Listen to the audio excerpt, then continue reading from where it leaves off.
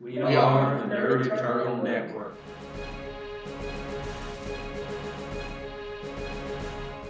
So hello! Welcome to the Nerd Eternal Network. Today we're playing Icons Earthbound. Our Icons actual play. I'll be your GM for the day, Jason. And with me as usual will be Curtis playing Landshark. Hola. Taylor playing Unison. Howdy, howdy. Mike playing Independence Ray. Hello. And Zach playing Recluse. Thank you for joining us. Alright, who remembers what we were doing 2 weeks ago? I don't remember the name of the family, but we were taking them home. Okay. Yeah, last week we had wrapped up the fight, the ambush fight, and we're getting the family back home safe. Yep, you were fighting Sarah Garrick the Huntsman and 3 of his flunkies. One of which was his kid? One of which Or was his his son. nephew? No, I'm blanking on his name, but no, he was referring to the Huntsman as father. Okay. That was Aaron. Stunning. Yeah. Aaron the Stunning. He was a pretty boy.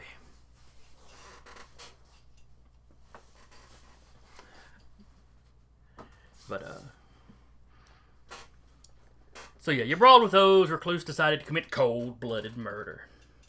It's not cold-blooded That's murder. not cold-blooded. But he's a To spider. murder a murderer as he is attempting to murder is not cold-blooded. He was trying to take Ray alive. And rip something out of him without care of whether or not he lived or died.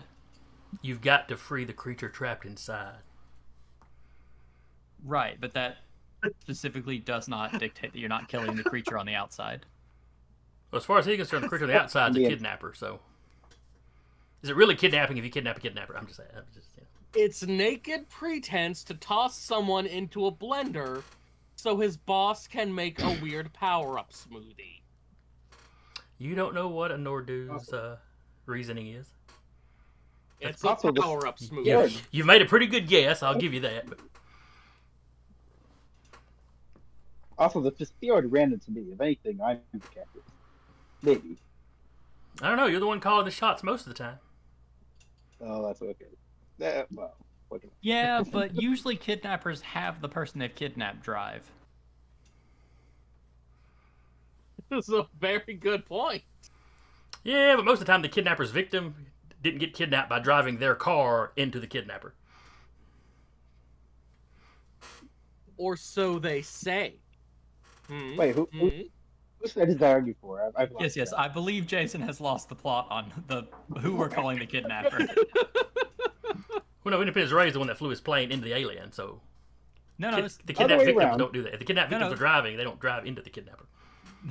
the Spiored clearly flew itself into Independence Ray's car, quote unquote car. Ray was just backing out of the parking lot. You can't say I flew my terrestrial plane into the space alien. The plane can only go so many places. The alien had to come down and physically touch the plane. It's an analogy. All analogies break down at a certain point. You're just taking the analogy too far, that's all.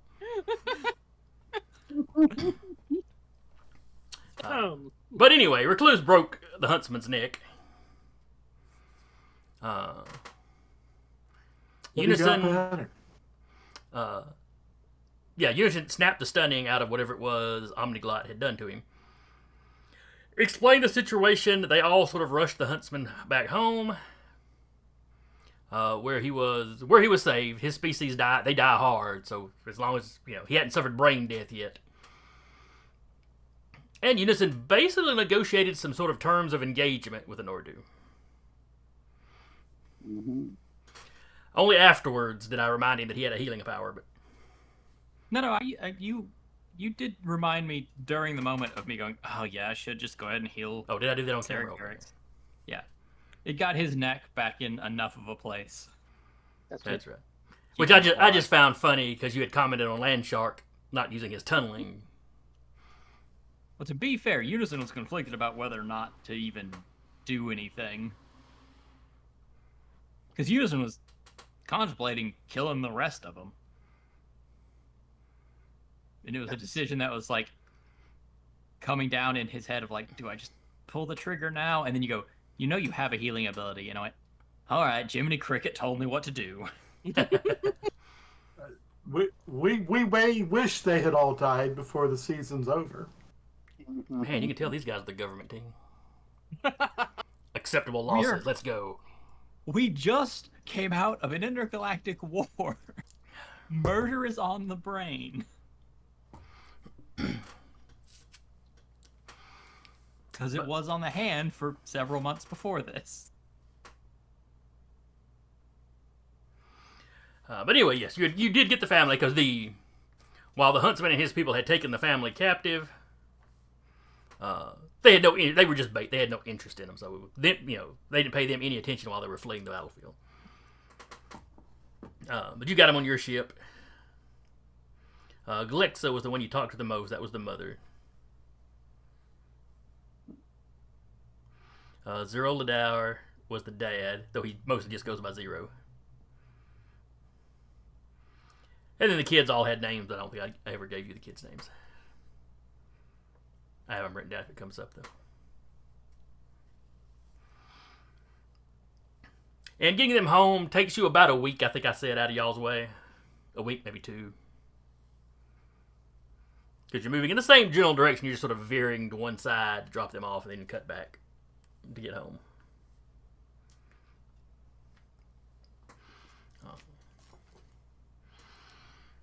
So while you're traveling, the family fits, the family takes to ship life just fine.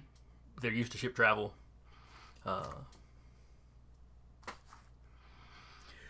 Your ship's roughly on par with the kind of technology they're used to. Because, the U.S. government had reverse engineered it from a captured pirate ship.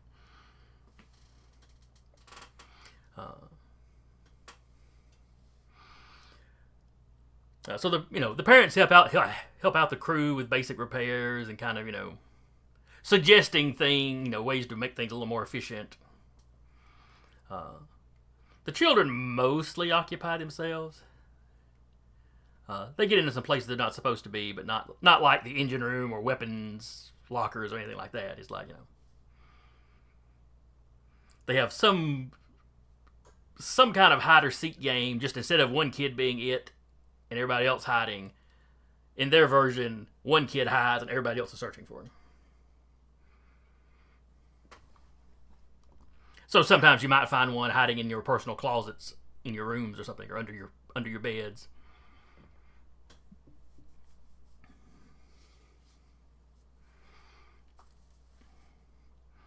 That sounds adorable. It is fairly adorable. But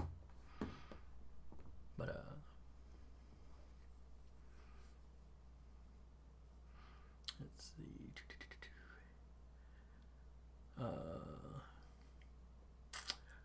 Unison. Last session, or probably the session before last adventure, but probably the first session of it.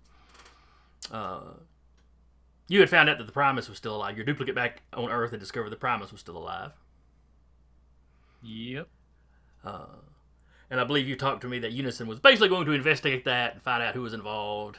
It comes out pretty quickly that it was a branch of Spear that was holding him. That one of your favorite peoples was involved.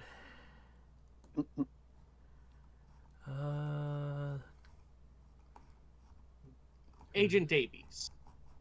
Was it Dave? Was it Agent Davis? Yeah, it was Agent Davis. Tulliver was the liaison to the Spear team.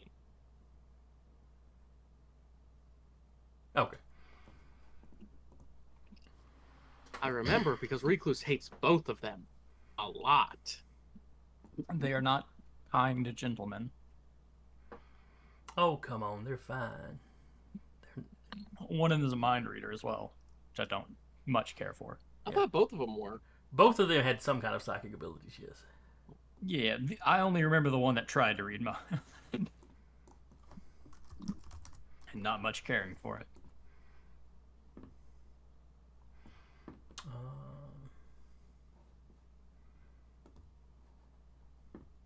But Yes.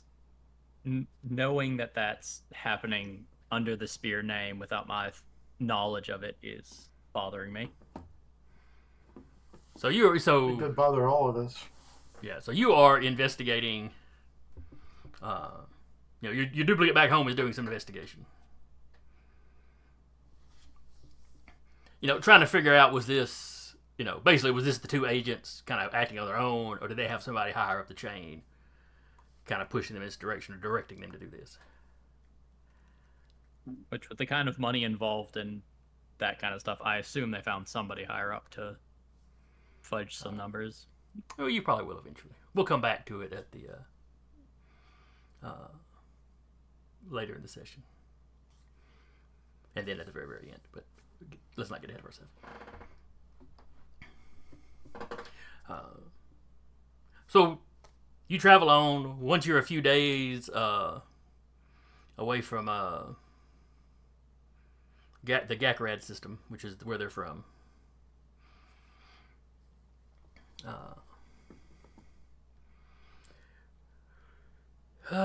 It's early in the morning. Y'all just had y'all's breakfast meeting. You informed them that there's a congressman you suspect of being involved, but you haven't talked to him yet. You don't have solid proof yet. But he's got a record of being involved in some of the kind of super soldiery sort of stuff that the government has tried in the past. He's not the current director of Spear, is he? No, it is not the current director of Spear. Okay. Though this guy does sit on the... Well, I meant like the congressman who's on the board, one of the major board ones for Spear. Yeah, it's not the guy y'all dealt with last season. Okay. But it's somebody else kind of on that board or whatever.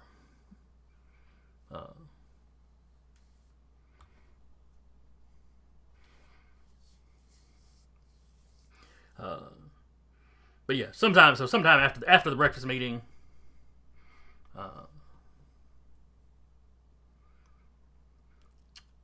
Ray, you're feeling a tension. Within or between crew members?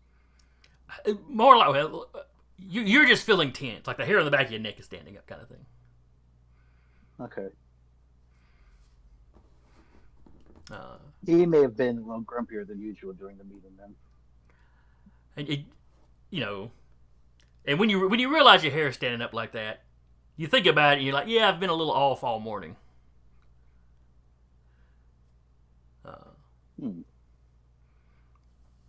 Maybe I should. Oh, go ahead. I'm sorry.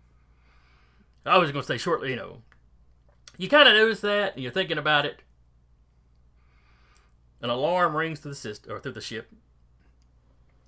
Ooh, okay. They are detecting, and one of the crew members in the cockpit comes over. They're detecting energy signals headed their way. Matching the energy creatures that were here before. Okay. I will have everyone be on alert and call the primary team members to my side, if nothing else, to witness what may or may not happen. I'm going to actually just present myself in the observation dome. Over the little whatever we're using to communicate, you hear Bruce going, "Oh man, I just found a great hiding spot too." Aww. It'll be there when you get back. Just don't tell anyone. Or it'll be I occupied. may even have a flight suit on hand in case I feel the need to make direct contact. But Okay. I'll wait for everyone else's advisement on that. No, Ray, don't go into the light. Any of them. All right, I'm going to throw the picture up of the Spioards again. Ah, yes. Those things outside the ship.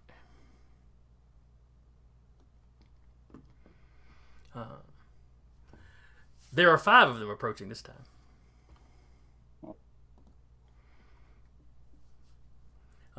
the four, probably the ones you saw before. The colors seem to be about the same, but of course they're kind of like swirly patterns of energy, so it's kind of hard to make out individual features.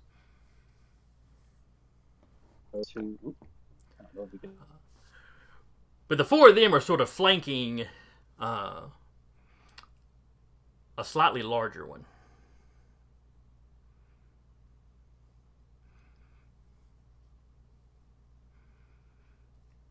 Okay. Am I back? I think I'm back. Oh, what was the last thing you heard me say? Oh, I don't remember. But I was in the middle of commanding the crew to let the Spiored approach and don't initiate any hostilities. Okay. So you put on your spacesuit. You go to the observation area. When you see them approaching, there's 5 of them. The 4 you think you've seen before, based on color and stuff. And they're back behind the 5th one, kind of flanking it. The 5th one is noticeably larger.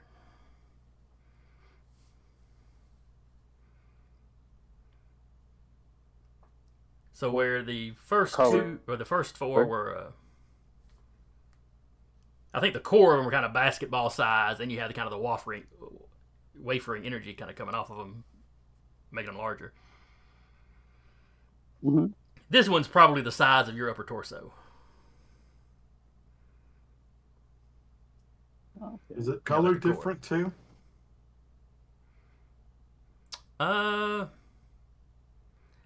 It is. What color is Ray's light? When he generates light, is it just your typical kind of bright white, bright yellow? Bright white, yeah. Okay.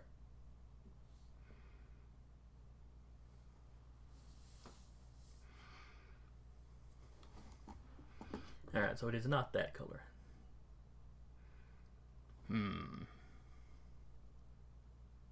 Now I take that back. The core is, but then you've got multiple colors that kind of wafe out of it. So like the energy it leaves behind is multicolored. It's not the full spectrum or anything. And what colors it's producing change periodically as it's moving around.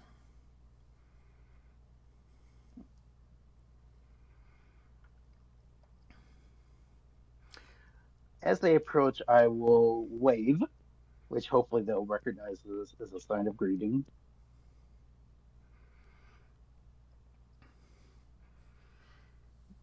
The big one doesn't hesitate, doesn't slow down. It just passes right through the glass of the observation deck. Not tearing anything apart or poking a hole in it. It just sort of phases through. Yeah.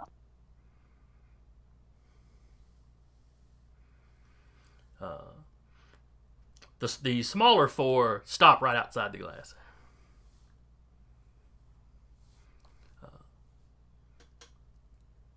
You're not sure if they're actually touching the glass, but you get the impression almost of somebody pressing their face up against the glass. My primary crew for this purpose.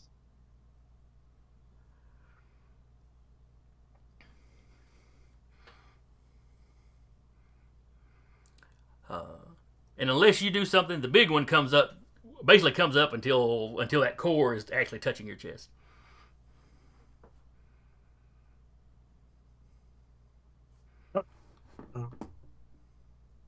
Sorry about being a bunch. I may have to restart my modem, but in the meantime, I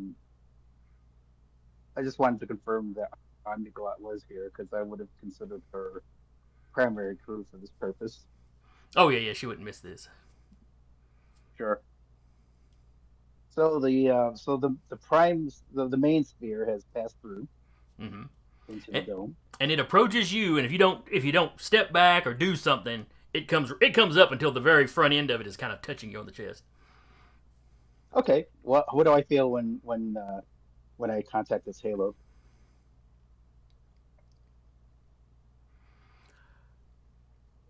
That tension kind of now fades. also, like, you're okay, feeling kind of good. you've got this sort of sense of comfort. Oh,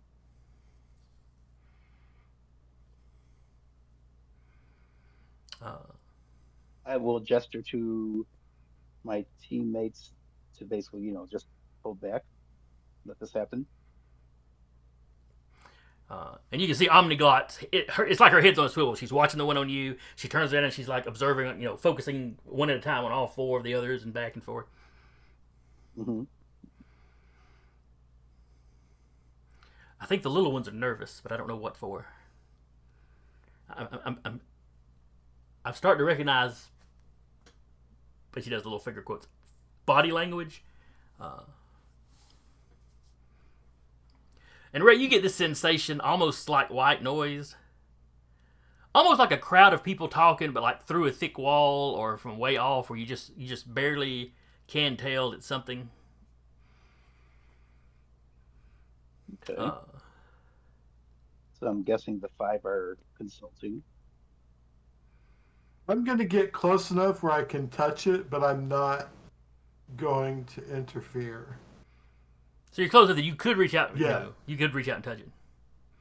Yeah, Okay, it doesn't I really- just want to be close enough that I can. Is anything pinging on my danger sense? You don't feel like you're in danger at the moment, no. Okay. There's a very, very slight twing, but that's kind of anytime there's a potentially tense situation. Yeah. That's good. You over time you've come to recognize that as I should pay attention, but it's not like somebody's pointing a gun at me or something. Yeah. Don't walk blindly into traffic mode. Yeah, basically.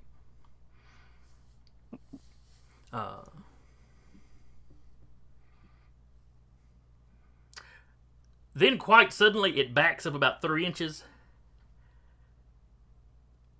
And Ray, you are now in extreme pain. Oh, The rest of you are seeing that kind of white light that Ray tends to shoot. Like, it's coming out of his chest in that kind of almost gaseous look, like the other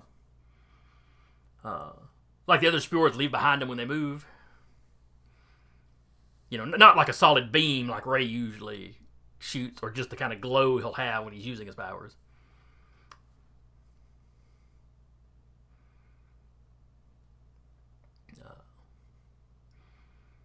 But Ray, this tugging is hurting. You feel like somebody's just reached inside you and grabbed the nearest organ and is like trying to tug you along by it. Is Go ahead. Sorry, Curtis. is there like a visible connection between the two still? It's not touching him, but that kind of smoky Like white an energy energy- effect is reaching out of Ray and touching it. It's like there's an intermingling of the light kind of where they're touching. Yeah, I'm not going to be smart. I'm going to stick my hand and touch see if I can break the energy beam with my hand. All right. You touch it.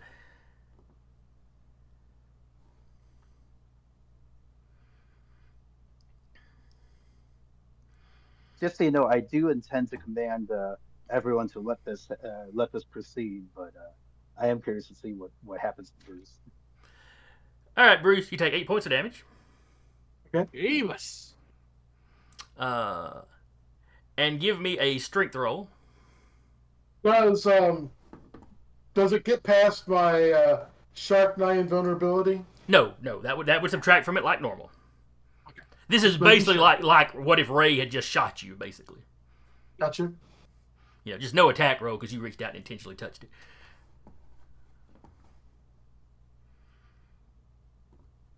Now let me roll. Oh, I rolled minimum, so you need to beat a 9 on that strength roll. Which was that? Was that the 13? Yeah, I roll? got yeah. Okay, so you are not knocked back. Where there was the possibility of you reaching out and touching it and it flinging you across, you flying across the room. But it hurts. That would have been dramatic. Do you let go when it hurts?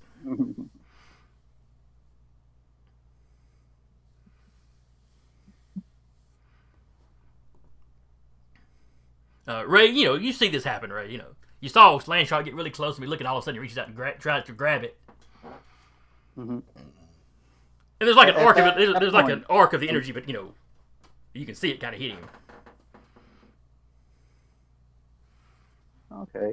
At that point, I would issue command and ask everyone to just to hold.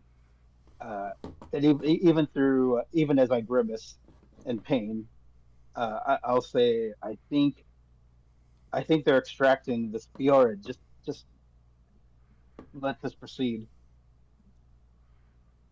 I'll go ahead and put a copy on Landshark and on Ray, just to heal them for damage if it occurs to Ray, and heal the damage that's happened to Landshark. All right. Do you have to roll for how much damage you do back, or is it a... There's a maximum limit, Okay. but I think 6 points of healing will bring Landshark back up to max, so... Oh yeah. All right, so one of Unison's clones touches you, Landshark, and you feel better.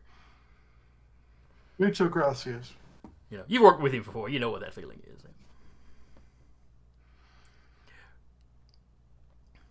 Recluse, your spot, your danger sense is... It's gone from kind of, don't wander off into traffic to, should be paying close attention to this. But you still don't feel like you're under direct threat. I'm gonna go sling Bruce's shoulder, arm over my shoulder and just walk him back a ways. Hey, let's give him some room, buddy. And Ray needs to give me a strength check. Haven't used that in a while. Oh, y'all are getting lucky. That's 2 ones in a row I've rolled. So the total number is 5 to beat. All right. Let me check to see if I have athletics or anything else that might help. Once I get my character sheet open. No athletics. Okay. Straight up strength on the... Do you have energy resistance? You know what? I have. I don't specifically, no. All right, but you got a 10, so you Not beat it by enough, I 5. So this is extremely painful, but you're not blacking out from the pain or anything, or dropping to your knees. You're just kind of sitting there. I'm I'm G-force trained, so hopefully that's kicking in right now.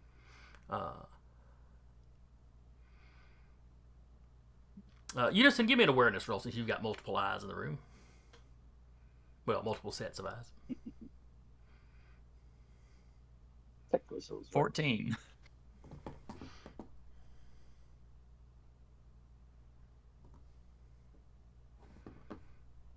All right. Yeah, beat it by 1. Wow. You notice the Spiored outside the ship. It's like those little cores are turning. They're turning faster. They're spiraling faster. And you hear Omniglot. They don't like that. The little ones don't like that at all. Are they in a panic?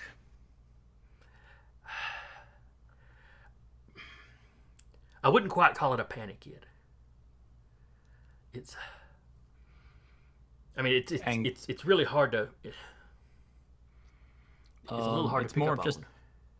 something unexpected is happening. Yeah, I think they're talking to each other and not to the big one.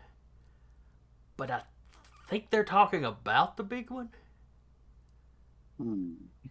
The big one's probably trying... Well, people don't know about how Ray works, which probably means the Spiored doesn't know how Ray also don't know how it works. They're probably trying to force something that might not work correctly. They may not agree with what the big one's doing either.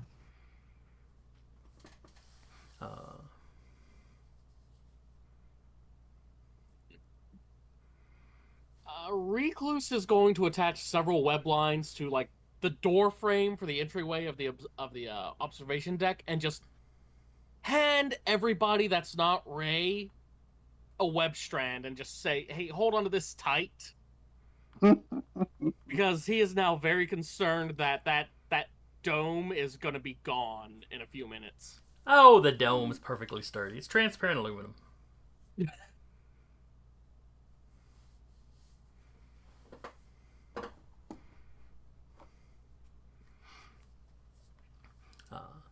All right, so Recluse gets everybody's safety lines. And the only reason he's not handing one to Ray is to just give him room for this to happen. Like, if things go south, he's gonna grab Ray personally. Yeah. Omniglot takes her and like ties it around her waist.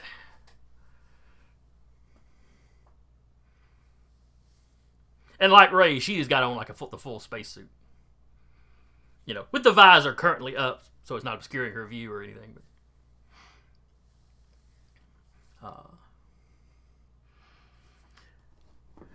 so it continues to tug at Ray. Those little strands coming out of it are getting a bit longer. It's backing up. But once it gets about a foot away, it's like that energy strand or threads won't stretch any further. And when it tries to back up, you actually see, Ray, you feel a physical tug in addition to what you were already feeling. And the rest of you see Ray's body give a little jerk. Not like he goes flying off his feet or anything, but like if somebody walked up and grabbed you by the belt loop and tugged. And of course, Ray, it is still hurting. Give me another strength roll, please. Is there any?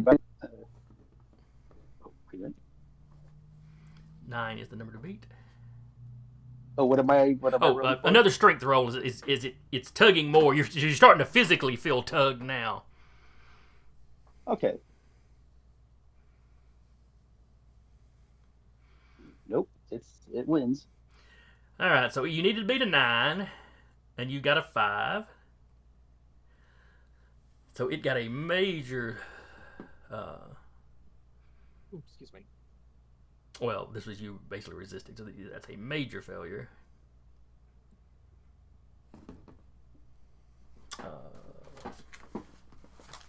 And this is functioning like a stun.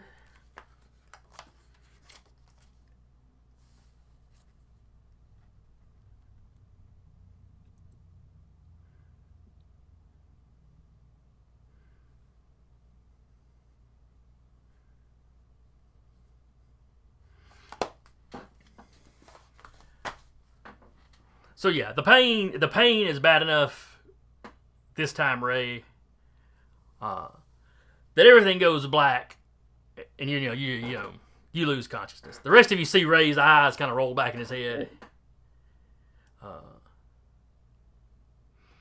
and he slumps forward like he's going to fall to the ground, but he winds up dangling from the energy coming out of his chest and into the other Spiored.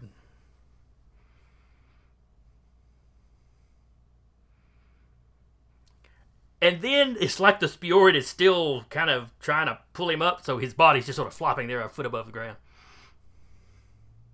His upper body now, his legs are still, or have reached the ground, the arms are flopped back. At this point, the other 4 Spiored come in and start swirling around the big one in a very agitated fashion. And you have these little tendrils of energy kind of coming out and kind of slapping at the little ones.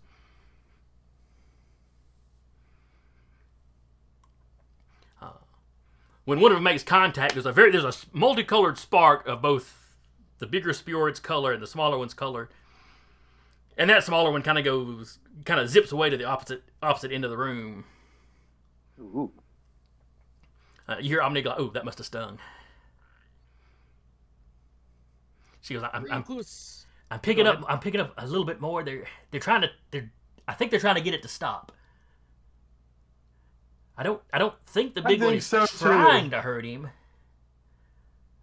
I think it's frustrated and worried." Recluse is gonna go up and just gently grab Ray by his shoulders and straighten him up a little bit and say, "I don't know if you understand me, but I think you're hurting both of them." Can Please stop. can I swing into the big one and kick it? Since I've got Absolutely. Ray's. Oh. I will attempt to intercede. We've been told to let this happen. Yeah, but the others don't agree with that plan. I mean, And, the other and Ray has passed out at this point. and Ray's passed out. Okay, we'll keep I him think we've- alive. I don't think the big one's interested in keeping Ray alive. No, we are. We'll just keep him alive. Exactly. Right, you're trying to start a fight. So if you attempt to start a fight, I'll attempt to stop you. Not that I I, just can wanted have to any- leave. No, but it's things like the I just small wanted to ones. leave Ray alone. All right, so Recluse is standing there with you. Basically, I'm just picturing you're standing behind Ray, holding him by the armpits, just sort of standing him up, Weekend at Bernie style. Yeah. You can feel the physical tugging going on.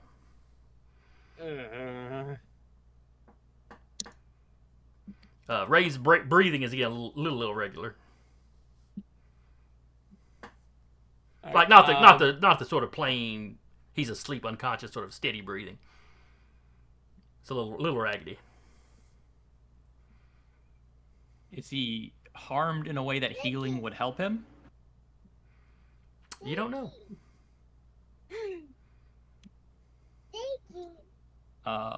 Then I'll tap him and put 2 points of healing into him just to see if it stirs him. All right.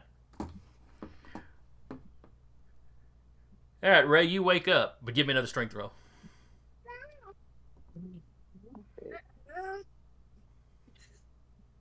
Poop. All right, so you got to beat a 7. You rolled a 5. Can Recluse assist his strength roll? Yes, I would like to try to assist. Unfortunately, this is strength being used kind of like stamina or endurance in other systems. Oh Lord. This is just his overall healthiness. So yeah, you rouse up, but the extreme pain is still there. You don't fall unconscious. You're just kind of incoherently screaming for the round. Oh, okay. Instead of losing consciousness, you're stunned for the round. So you can't really do anything but sit there and kind of go, ah! I will do that then. Go wash your hands, love. Someone had an ice cream cone and is an absolute mess. That's how you know it was a good ice cream cone. It was a good ice cream cone.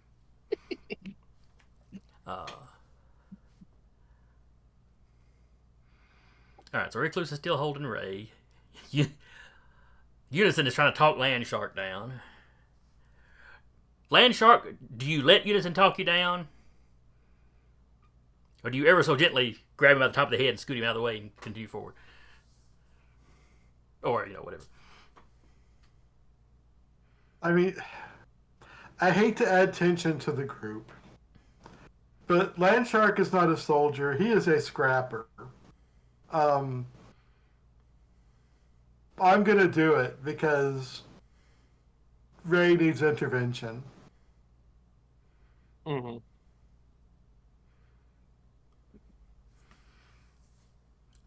Alright, so What's the roll? okay. Is Landshark trying to just go through Unison, or he's trying to kind of duck around him like you would a basketball, Duck around him. kind of fake one way and then roll around him like you would playing basketball? Okay. Both of you just give me prowess rolls then. You're not trying to hit each other, but this is still kind of a physical. No. If you've got athletics, that would count into this one. What about I do martial not. arts?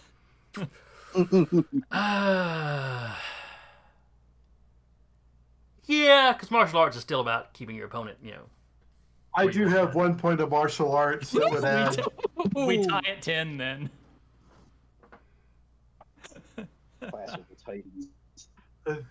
Yes. Sometimes it's 10. better to ask for forgiveness than permission. Especially in the superhero genre. Yeah. All right, so a marginal success.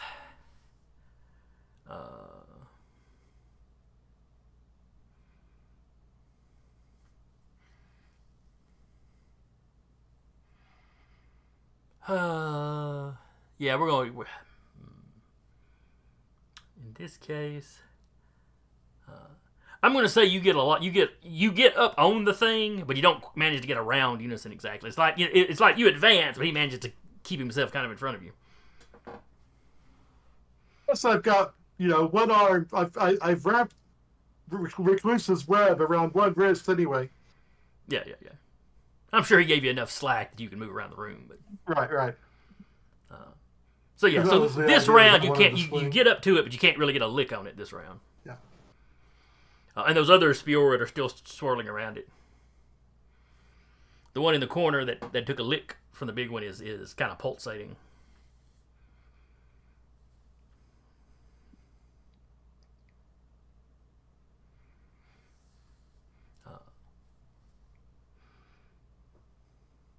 Then Omniglot steps up past Landshark and Unison. She does not touch it, however. She starts talking to it. Oh, sure, talk. And y'all are hearing English words coming out of her mouth. Almost like you would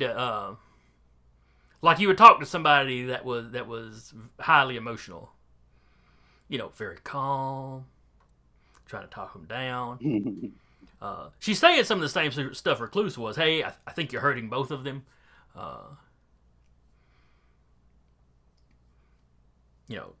I know you're worried. I know they're not supposed to be mixed together like this, but I don't think either of us know how to separate them, safely. As she's talking, the smaller Spiored start to kind of group up behind her. They're pulsating and twirling and stuff. You almost get the impression that it's like all five of them are like working together to talk the bigger one down.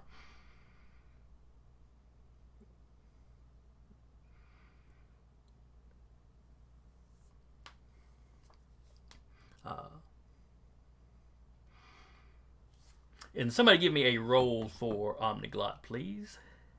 Let me see. D6 plus anything? D6 plus 7, please.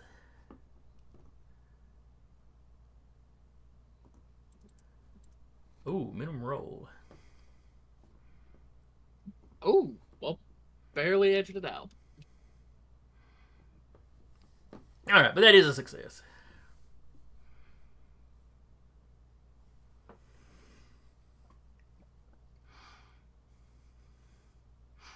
Quite suddenly, it seems to release the energy it's pulling out of Ray.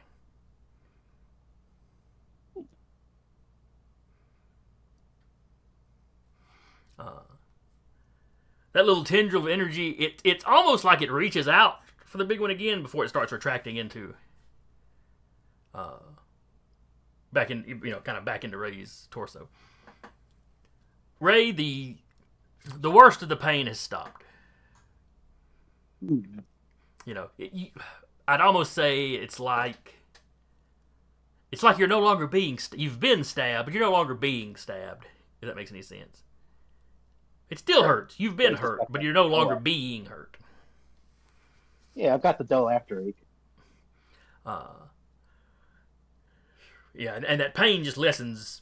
It's super quick. It's just kind of all at once. You're wobbly on your feet without Recluse there holding you. You might have fallen over. And you realize you're sweating. You broke out into a sweat during all this.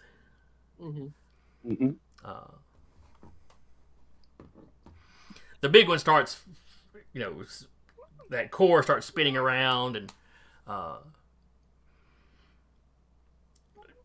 to all of you, it looks very agitated.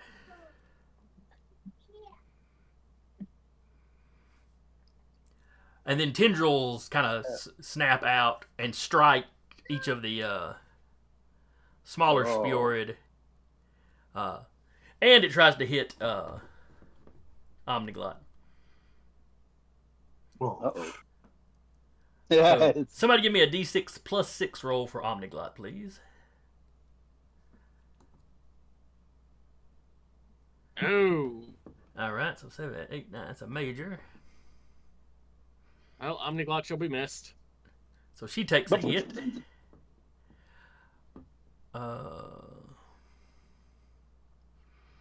Somebody give me a D6 plus 3 roll for her, please. I'll pass that duty on to someone else. I'll go ahead and type that up. Yeah, I don't think you rolled for her yet. Since he's taking a hit in my defense. 1d. Oh, wait, did someone else do it? no, Oh. I was goofing No. around. Sorry. Oh, I see. So Yeah. 1d6 plus 3. Plus 3. 11's the number to beat, so Oh, it's not good. It's not looking good. Should have let someone else. Ooh! She goes flying across the room. The only reason she doesn't smack into the glass of the of the kind of rounded off observation deck or transparent aluminum is she's got that tether on, so it catches her part way. So instead of going in a straight line, she sort of swings in and hits the interior wall instead. Oh boy. Okay. Well. But that probably I'll get a copy. redirecting her like that probably slowed her down a little bit. I'll get a copy to her as soon as I can. And as soon as the little ones react, they kind of Is she fly out? back and are jittering as the big one turns around and leaves the ship. This time it leaves kind of a burn mark in the glass and the transparent aluminum. Like there was almost like an energy discharge when it went through. Where before it Let's came go through. before I have a chance to hit it. Oh yeah. Go ahead and take a swing if you want to. I will. This is all distracting enough. I'll let you go ahead and get your swing in. And I know that's not necessarily a good idea, but it shouldn't mess with our Omniglot. Or any of our teammates.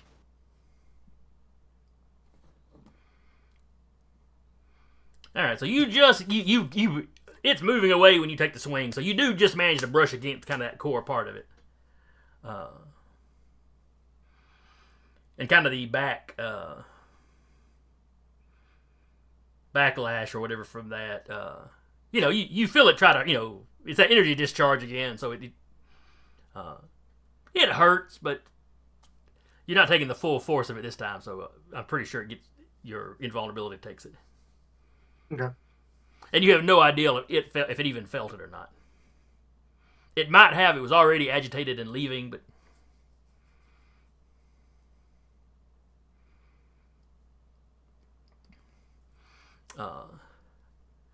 Unison, when you get over to Omniglot, she's already kind of rolling over and trying to sit up. Oh, that hurt. Yeah, I'll pop the 6 points of healing onto her. Oh yeah, that's almost completely better. She gets up like she's a little stiff or sore though. Like your healing definitely got most everything, but maybe she's still got a little remnant of it. Hey, I'm gonna ask you the question that Ben Franklin asked the kid he made fly a kite in a storm. Oh, you mean his son? Yeah, go ahead. Was it electricity? All I really felt was force. It was a little warmth, not like a heat attack, just a little warmth and force. Ray's never shot me, but I imagine it's like if Ray shot me. All right, fair. We're not going to experiment later to make sure, though. And then you see that look in her eye like she's starting to think about experimentation. Or maybe. You do have free health care on the ship. That's a good point. Why are we trying to return to home? And the loved ones. she left the little Spiored, the smaller Spiored were they kind of, it's like they were kind of shuddering from the assault. And they come down, they fly over and they kind of do a fly around of Omniglot and the Unison clone that's over there. I will attempt to heal them as well.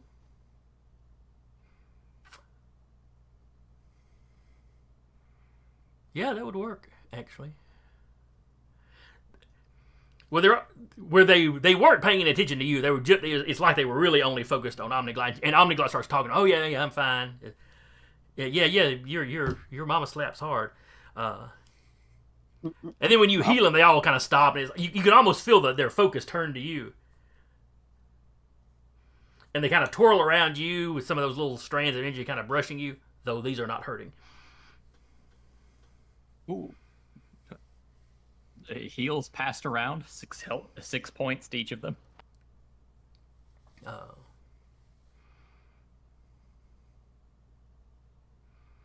So, I guess just for my clarification, Omniglide is communicating with them better than Ray does, because Ray still can't. Yeah, right. Yeah, have I come to at this point? Yeah. You're conscious now. You were conscious. That second roll you failed, you only barely failed, so you were stunned that round, but you were still conscious. But I'm assuming Curtis was right in that, Omniglide has communication powers. Yeah.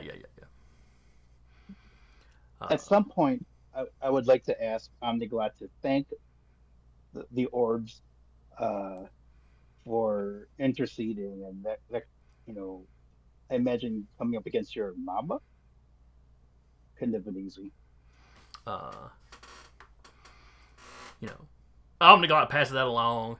And like I said, she's still speaking. It seems like she's speaking English, but it's like she's getting responses from them. Ray, when you walk up to him, or up to this conversation, you're hearing that kind of white noise, like you hear a crowd of people murmuring in the background.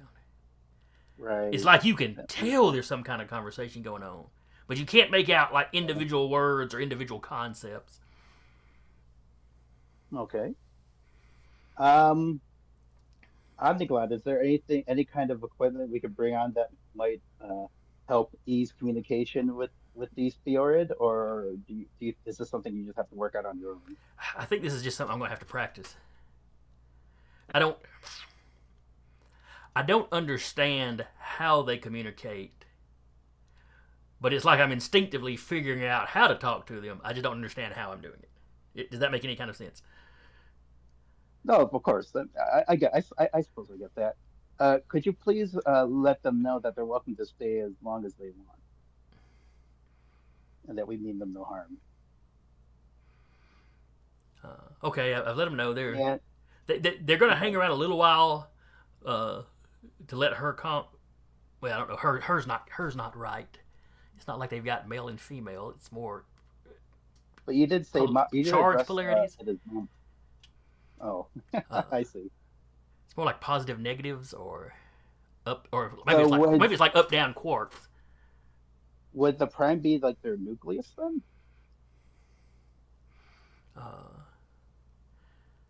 I guess Auntie would be just as. There's some sort of familiar relationship there between these little ones and the larger one. Well, if they maintain a connection with Auntie, maybe we should explain to them now that maybe I should relay my origin story to them. Just that I was an Earth denizen, accidentally collided with the Spiored, and we fused together, and that gave me powers. But I have not yet, until very recently, even been able to communicate with Spiored as a distinct entity. And it's definitely not a deliberate contagion sort of situation. Maybe that's the first step. She's like, I'll try my best. It's our communication is a little simple at the moment, but I'll try to get most of that across. And I know that's a lot. But whatever you can communicate. So y'all hear her just relaying Ray's origin. Well, this is what happened, back on our planet Earth. And it's like she stops and listens to questions and answers questions. What was that, Curtis? What's that, Curtis? Oh, I'm sorry, I hit their mother.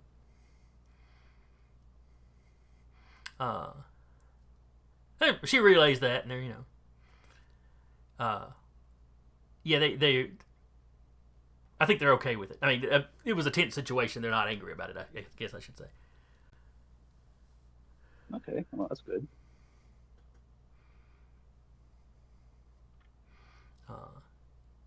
Oh. Oh. Oh, Mhm. Yeah, Ray, they referred to you with that same sort of familiar connection. Well, I mean, not you. I mean the. my Spiored, like it's another auntie. Yeah, or maybe an uncle. Like I said, biological genders don't really apply here. There's a Yeah. difference. But There's you a know what? difference between Yeah, different members, but they're not. It doesn't break down like ours does. yeah. There's no gender neutral term for uncle and aunt the way there is for mom and dad, and parents. That's always bothered me, honestly, out of character. But anyway, whatever. Yeah, it seems like they regard my Spiored as the same type of Spiored as the one Yeah, that is it's special like and it, unique. it's like all of y'all are related. So it's like they've Hmm. discovered some family member that is trapped inside this. This it's like their family member is trapped inside this thing made of meat. It's so weird. We've got to get him out. But they recognized that. I'm not gonna say they recognized that. Okay, I don't think they'll care. I'm just gonna assign her to the big one we were just dealing with for ease of speaking. Hmm. They're pretty sure that she was hurting both you and your roommate. Oh, okay. Well, definitely hurting me. Uh, but she was very agitated and very worked up and trying, you know. She was like it's like she was borderline panicked trying to get maybe her mate. I'm not entirely sure there, so let's not. So we've just learned that Ray's a daddy and a homewrecker. Yeah, Well, it's more like his roommate's the daddy and Ray is the stepdaddy / homewrecker just you just / don't tell kidnapper. It's depending on how you look at it. me. Woohoo! Toxic Yowie. Uh,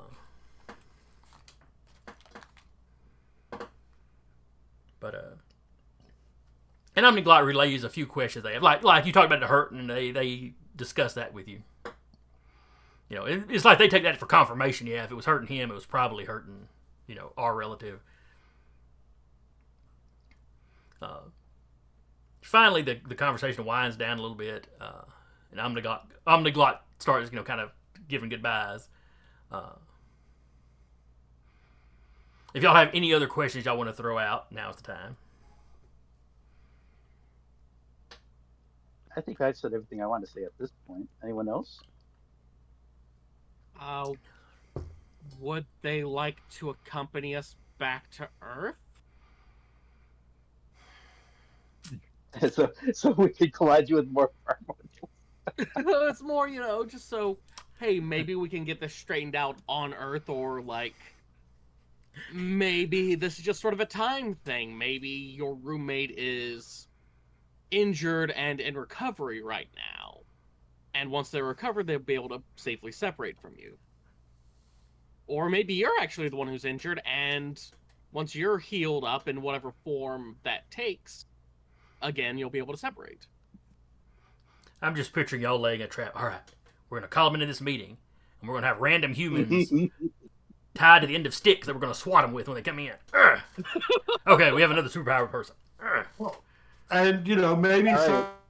somebody like the Crucible might be able to help separate them, assuming that they both want to be separated, which it's looking more and more like they actually do. Yeah, my ultimate goal is to get my own spin-off title, the Independence Ray Corps. No, you get the Spiored out of you at some point, and then Ray goes home and writes his autobiography, The Independent Ray. Yeah. Then I run for Congress. All according to plan. So yeah, she relays that to him and want to follow you home? Not really. I mean, there's a lot of universe to explore. Earth's not that special. Explorers at heart. But Don't say that. Earth has chocolate chip cookies and pizza. They have no concept of what that is. Who Poor boogers. was it that invited them home? Was that Unison or Recluse? Recluse. Okay, cool. But yeah, there's a good chance they'll Omniglass saying there's a good chance they'll follow us home until they can figure out what's going on with Ray. Okay. Okay, they're going to go check on their mom, auntie, whatever she is. They're hoping she's calmed down a little bit. They're not biological exactly, but apparently they are emotional. Well, aren't we all?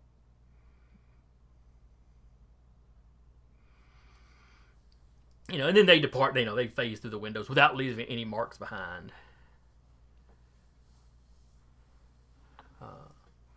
Well, we've learned quite a bit today. A little bit after the last Spiored leave, the crew calls down to the observation side. Ray, is everything all right down there? Right now, yes. We just had an encounter with the Spiored, and I think we made some progress and figured out exactly what's going on and with my my condition and how we might resolve it to everyone's satisfaction. But for now, yes, everyone's okay. Okay, good. We were watching on the cameras, but then there started to be a lot of when the big one entered the room, there started to be a lot of interference with the electronics equipment in there. Yeah. There was an attempt at extracting Spiored instinct within me, but that didn't quite work out. But despite all appearances, it wasn't overtly hostile. And it may be to continue at some point.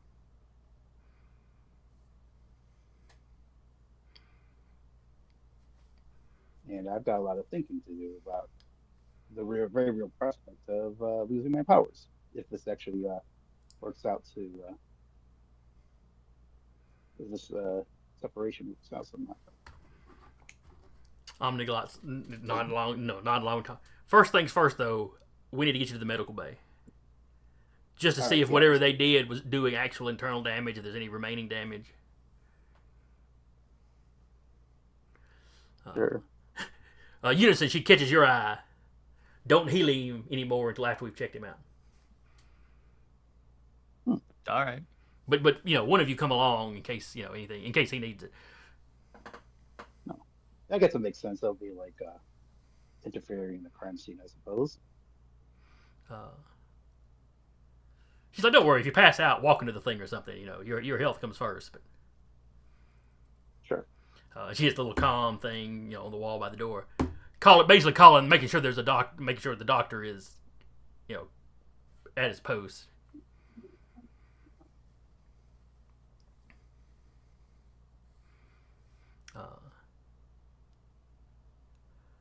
As the rest of you start to leave, one of the potted plants starts to move. What? It's not really a potted plant. It's a fake potted plant. But the fake plant part lifts up a little bit, and you see the littlest kid peeking out from the large pot. And he's just got this whoa look on his face. That is a future stealth master.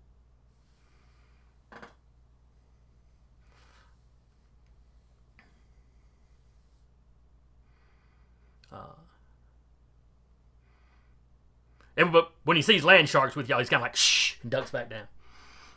Thank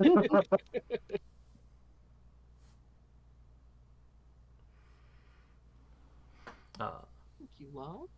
Ray, on the way to the medical bay, you pass one of the other kids who's walking on the hallway, calling the little one's name. I may kind of like just very subtly gesture towards the way of their sibling and then give a wink. There's a giggling and they run down the hallway towards the door you just came, that you came through. I'll whisper to Ray, "That's cheating." No. The entire structure of the game is there are multiple hunters and one hider. Just because we're not actively being the hunters doesn't mean we aren't the hunters. I'm just teaching that other kid that you have to account for the possibility of the opposing element acquiring intelligence on you.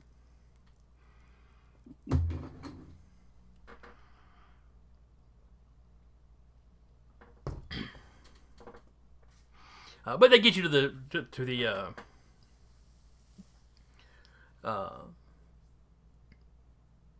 medical bay. What Kevin wants to say, hospital. They get you to the medical bay. Omniglot and the doctor do some scans. The doctor says, "Well, there is some internal trauma. I mean, nothing drastic. It's on par with bruising." Okay.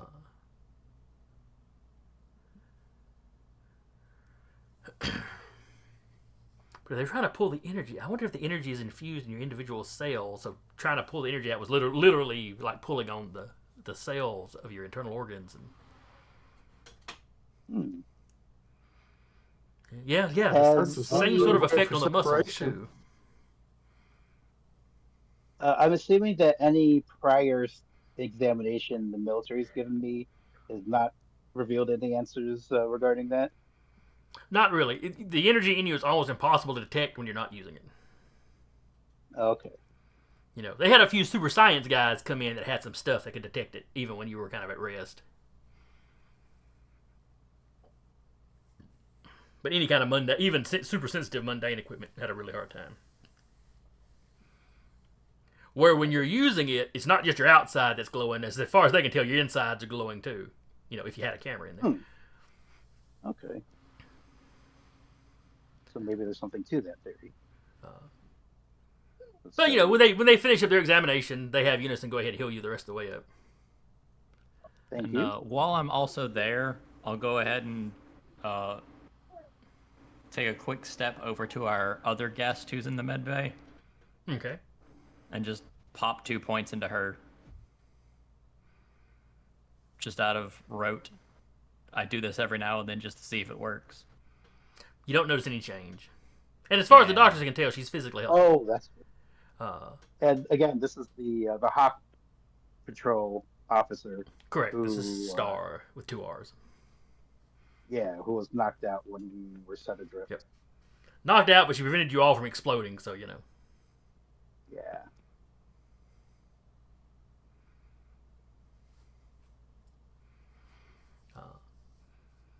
But yeah, as far as the doctors can tell, she's been in perfect physical health the entire time. Best they can tell, they have a hard time examining her through the armor, and the armor so far has been pretty firm on not letting anybody take it off. Mm. The first person that tried, you know, got a nasty little shock. You know, like you bumped into an electric fence kind of shock, not fling you across the room. Yeah. The guy that got flung across the room was the one that tried to ignore that shock and keep working. He got tossed a few feet away. At that point, the doctor was like, "All right, we're just not going, you know, unless she's in some kind of obvious distress, we are not messing with this armor anymore." So it seemed to be like a natural ability of her, or like a security feature of the armor itself. The doctor's assumption is security system of the armor.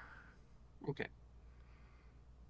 You know, as far as you know, from what that group of Hawks that showed up to help had talked about, most of their powers come through the armor. It pulls in basically not latent. That'd be something that was inside you, but ambient. It pulls in ambient. It uses the power primeval, and it seems to just kind of draw in ambient power. Mhm. But then it can do stuff. It can allow the wearer to do stuff with it. Though in Star's case, the process of getting bound to the armor also mutated her to some degree. Her species is supposed to have 4 arms, not 2 arms and 2 wings.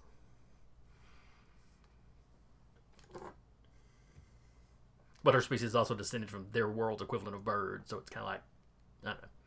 It was something weird. You just remember that she really liked human keyboards because it's like they were built for her. Mhm.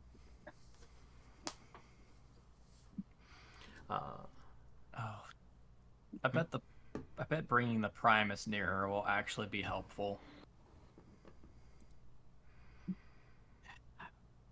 On one hand, I'm glad he's alive. On the other hand, God damn it. I think you've been spending too much time with me. He's just so obnoxious. Omniglot just looks at you. You guys are jerks. He's always so sweet. It's like having it's like a superpowered granddad walking around or something. God. You didn't spend however many months we did butting up against him, and he's just always hovered around going, I wouldn't really do it that way the entire time. Well, he's got decades of experience. Maybe you just need to get good, noob. Yeah, just be glad you never had to train with the Oxford Commando. Holy crap! You want to talk about taskmasters? Just every one of Recluse's eyes narrow at Omniglot. You can tell she has slipped into her trolling mode at this point. She was serious when she said jerks, and he's always been sweet. I mean, I assumed when she used anachronistic terms for our abilities, it had turned into something more comedic than purposeful. Yeah. Mm-hmm. Well, she was trying to use phrasing that old guys would recognize. God. Ouch.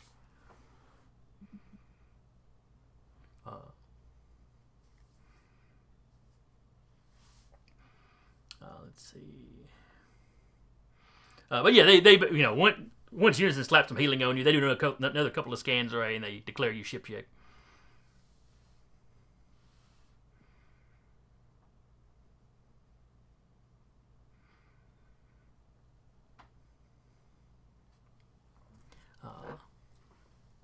Now, Ray. Yes. In the event that something like this happens again, do you want us to still sit back and just keep you in decent shape while they attempt whatever they're attempting? Well,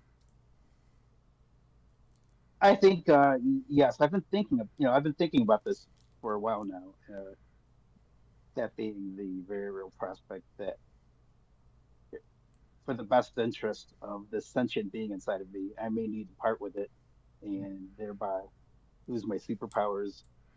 Um, Now that I'm fully aware of, that it is in fact a full sentient entity, I say yes. Also, even in the event you lose your powers, we have enough tech at Spear. We could keep you in fighting shape. Oh, of course. Yes, I've been thinking about that too. The most important thing is the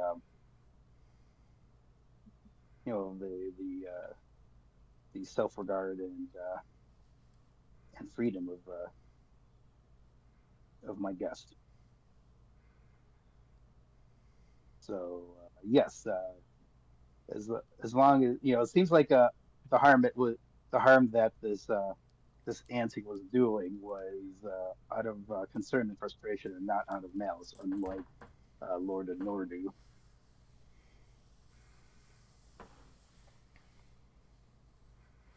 And hopefully they'll come back with maybe once Auntie learns about how we came to be infused in the first place, maybe that will inspire some great idea as to how to proceed further.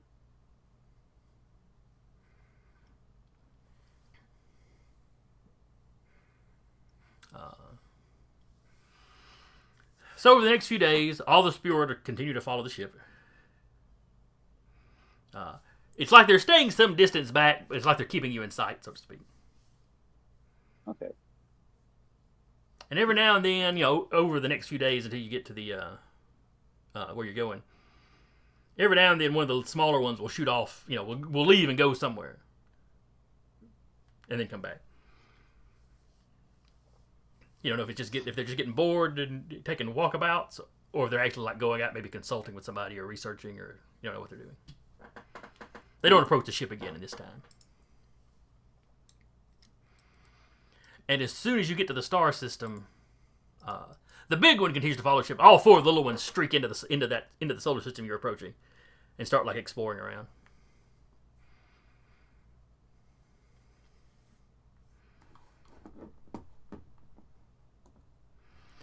As you approach the outer edge of the system, you get hailed by the local authorities. Your translators can, of course, handle this language. You've been dealing with Glexa and her family for a while now.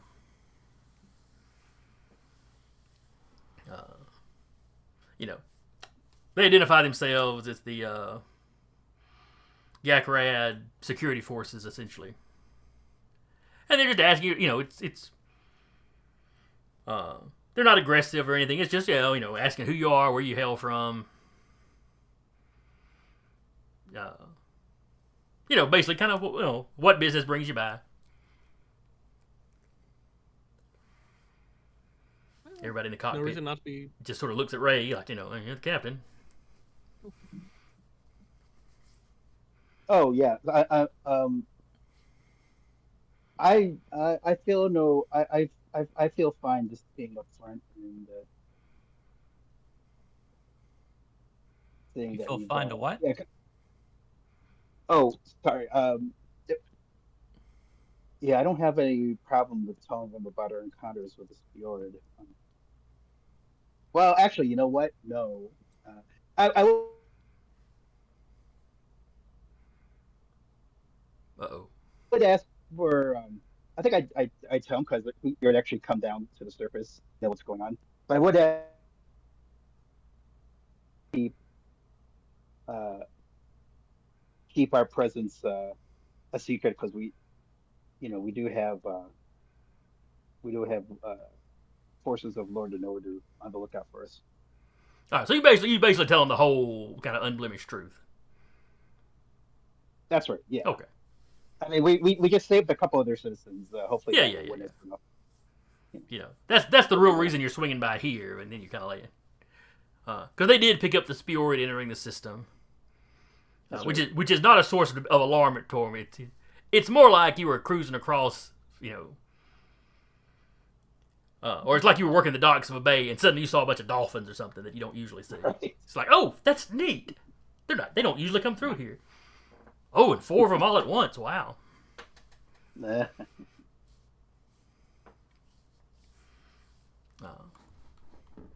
leave you with the obvious impression that they do not consider these creatures a threat. Good. But they basically direct you to their core world.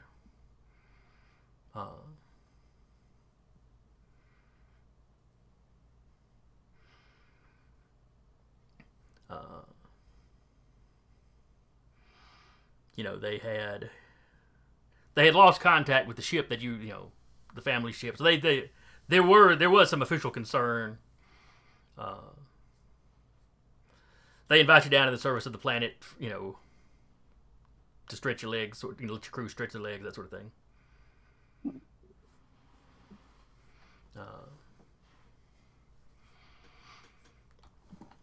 They are they're interested in you, but kind of like if you ran into a tourist from some place you weren't familiar with, unlike some of the last guys you dealt with, this is not an expansionist culture. They've colonized 3 or 4 other systems, and they're pretty much good. Their population is pretty stable. Their tech is pretty high. They're not a utopian society by any means, but they're in pretty good shape. They have functionally unlimited resources now. They're fine. Yeah, They they have to put the work in to get them, so it's not exactly post-consumer, but it's right at the verge. Yeah.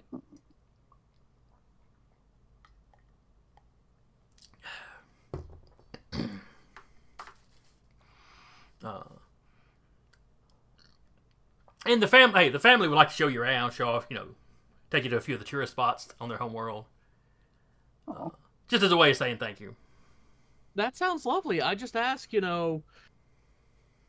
please don't try to ask us for any DNA samples or medical experiments. We've had bad experiences with those on the way home.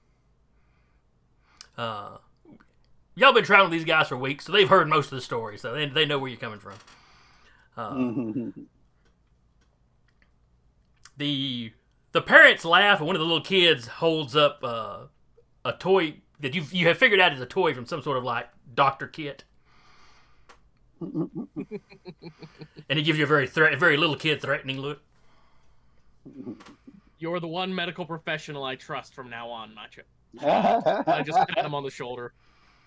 Zorglop, you're the only doctor I trust.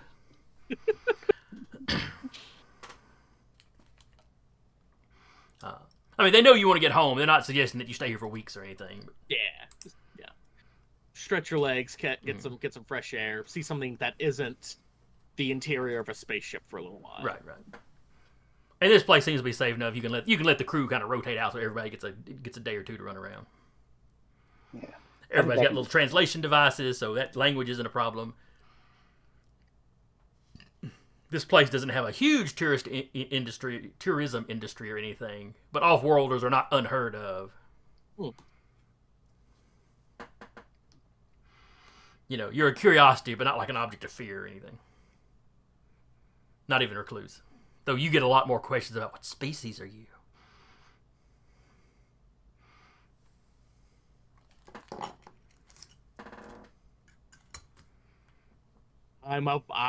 Just to save breath, I say, extremely rare subspecies from Earth.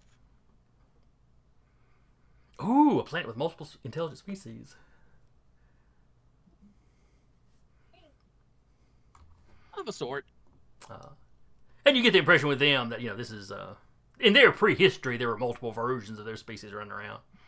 They had their version of Neanderthals, that kind of thing. Yeah. You don't get any indication that these people produce mutants very often. Mm-hmm. They seem to be genetically stable.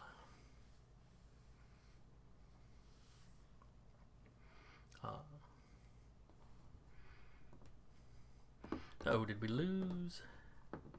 Ray had to step away for Mike had to step away for a second. Okay. I've got my Discord covered up at the second, so I probably just missed the message.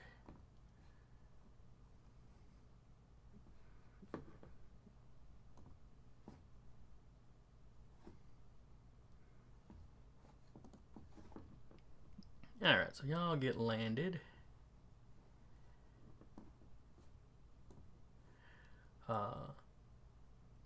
And yeah, they're showing you around the city there. They live in a fairly large city. Though you notice these cities have a lot of green space.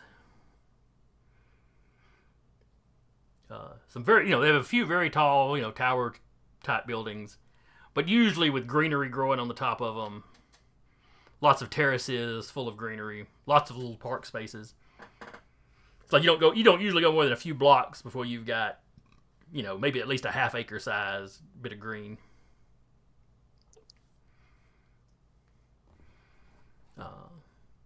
Their architecture is a lot more decorative than like our modern day stuff is.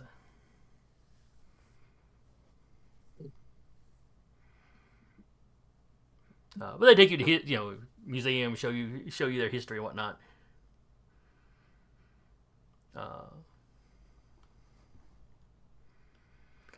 They take you to some outdoor concerts, performances. You get a taste of their culture. It's a nice, relaxing couple of days. A few local kind of news sources come by and take short interviews with you.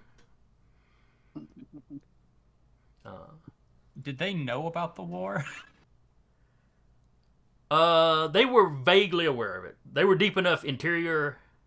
Oh, okay. That they weren't really drawn into it, but they were in the loop. It'd been mentioned in the news. Okay.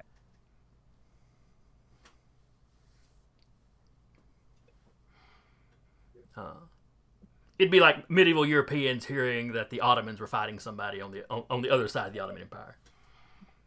Theoretically, if they beat the Ottomans, they could get to us, but it seemed unlikely.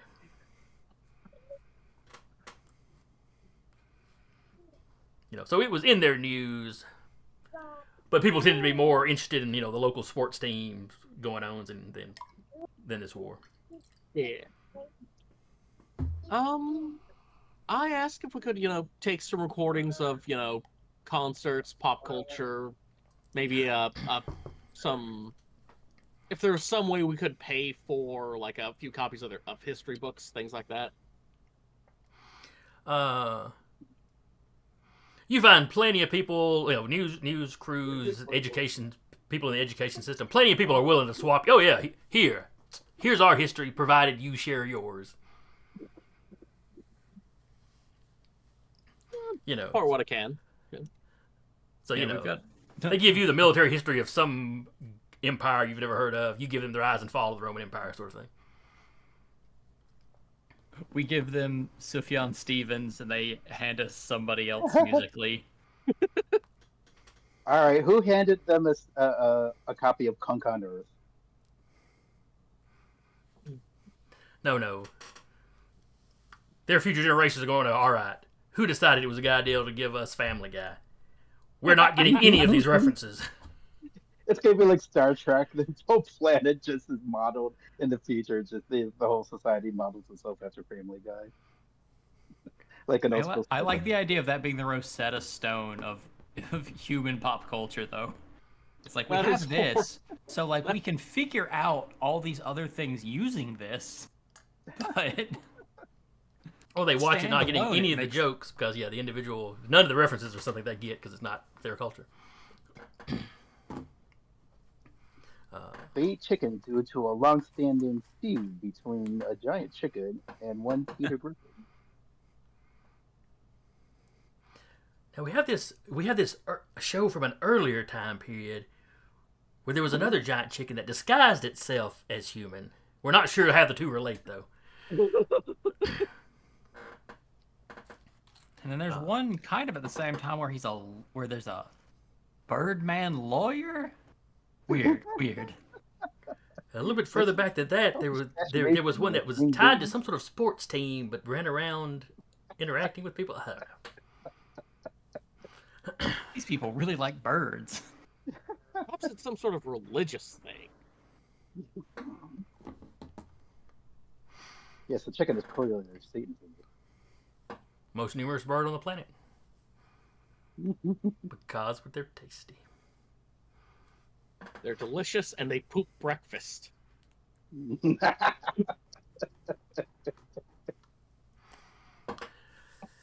So you get a little cultural exchange going on. Everybody's curious about everybody. Nobody's worried that giving you their medieval history is somehow going to help you invade the planet or nothing like that. Yeah, it's not the launch codes or anything. Yeah. But y'all are traveling with the family. It's the last day you plan to be here.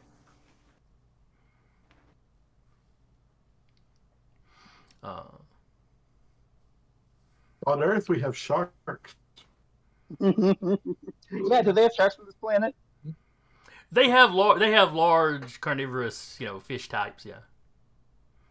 They don't look exactly like sharks, but that body plan pops up a lot. So. Yeah. Well, it is the perfect form.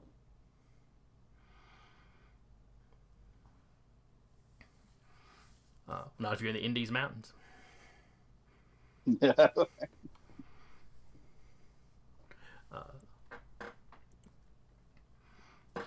So they're showing to a last few things on one of your last days. When you start hearing screaming. Uh-oh. It's like y'all have left the equivalent of like a shopping mall. Think more of one of those outdoor kind of shopping malls, though. Like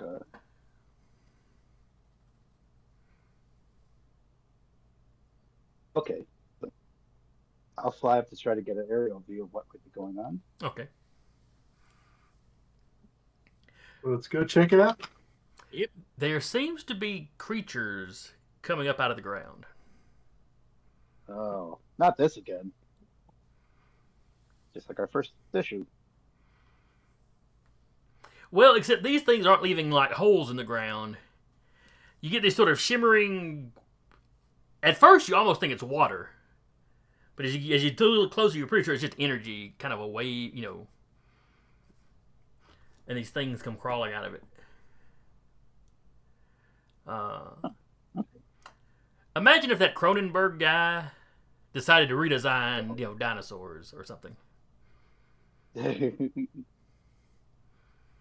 It's like none of them are exactly built the same way. There's a few basic body plans. None of them really look entirely natural or entirely biologically feasible.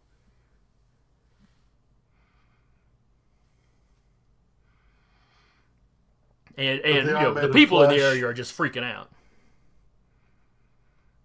And these things start smashing vehicles and smashing windows.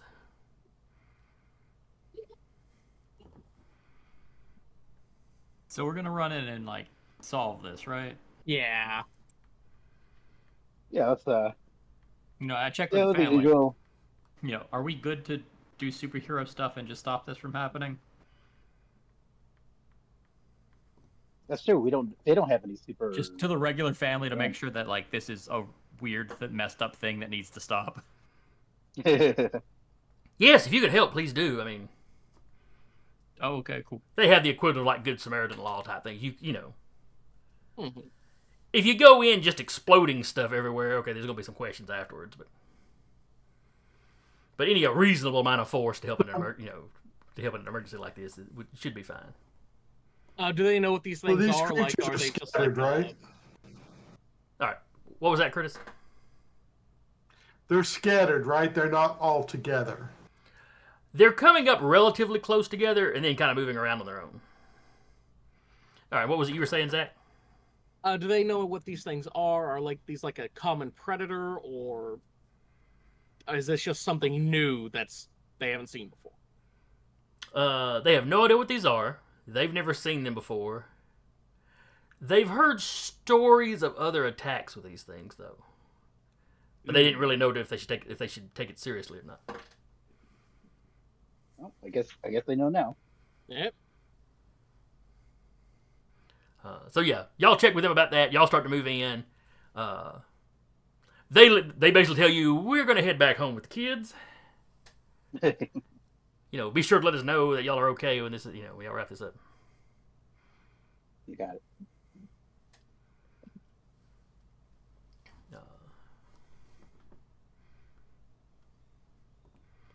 All right, I guess don't forget protecting the innocent, and otherwise let's kick some monster boy. Yeah, bust them up. Yep. All right. Anybody got a plan? Well, maybe you could Bruce. Maybe you could use your powers to deflect any innocent bystanders. I was hoping I could corral them, but it doesn't sound like that's feasible. Oh, okay. Oh, okay.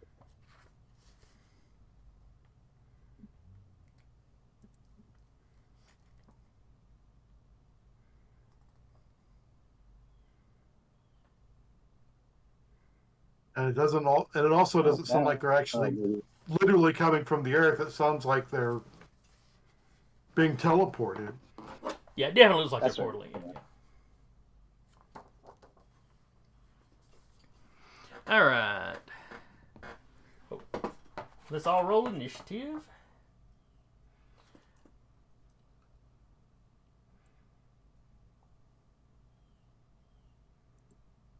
Boop. 7.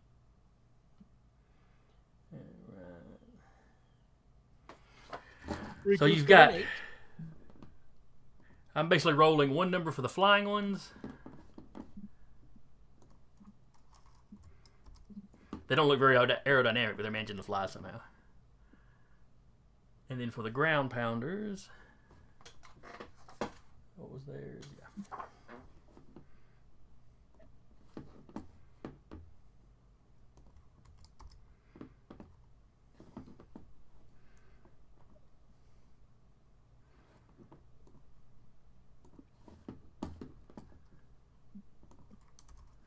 All right. So what did Ray get?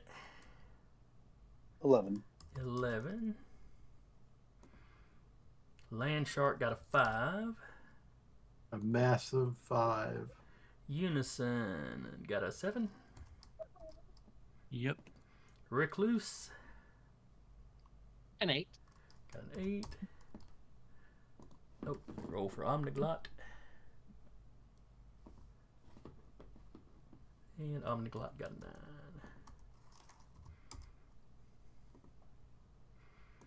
9. Descending order. All right, Ray, you were up first. Okay, let's get a sense of how tough these things are. I will blast at one of the flying. Okay.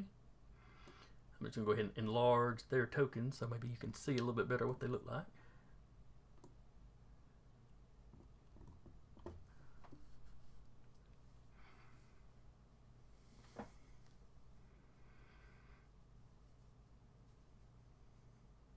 Like I said, they come in a variety of forms. But it's all big bruiser,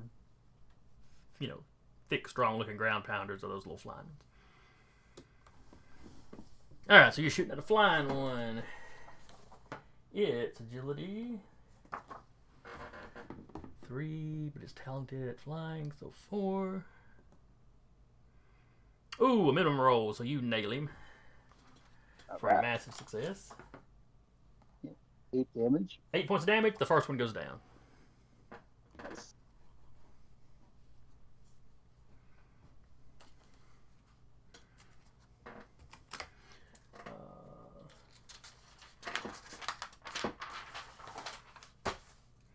And currently you see 6 flyers and 8 of the ones on the ground.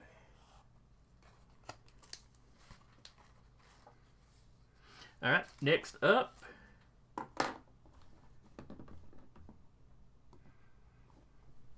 is Omniglot.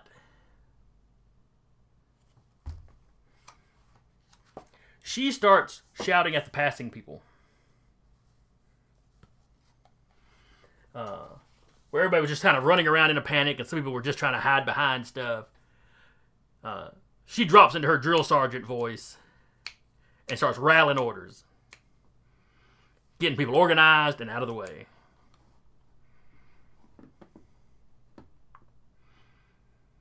She basically glanced down at y'all like, I'm going to try to clear the field for you. Since I doubt I can occupy these things by talking to them. Then next up are the flying ones. One of them is attracted by Omniglot's bright coat.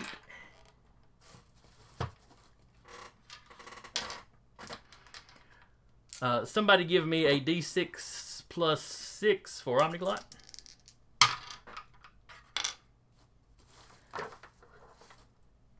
And I will roll for the Flying Terror. Ooh, I am sorry, Omniglot. Why did I get dice out? I used a dice roller for this game. I want to die so bad. Oh, I don't want her to die. We'll be She's picking nice. up a lot of dice. All right.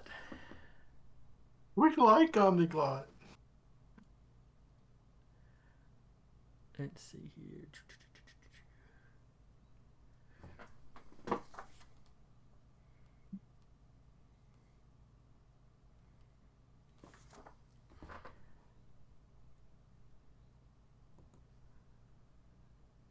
All right, she gets out of the way.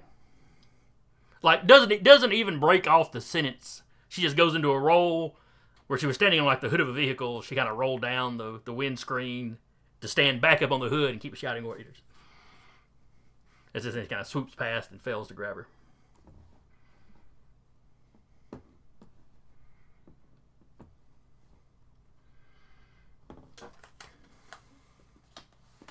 All right, so that was 1.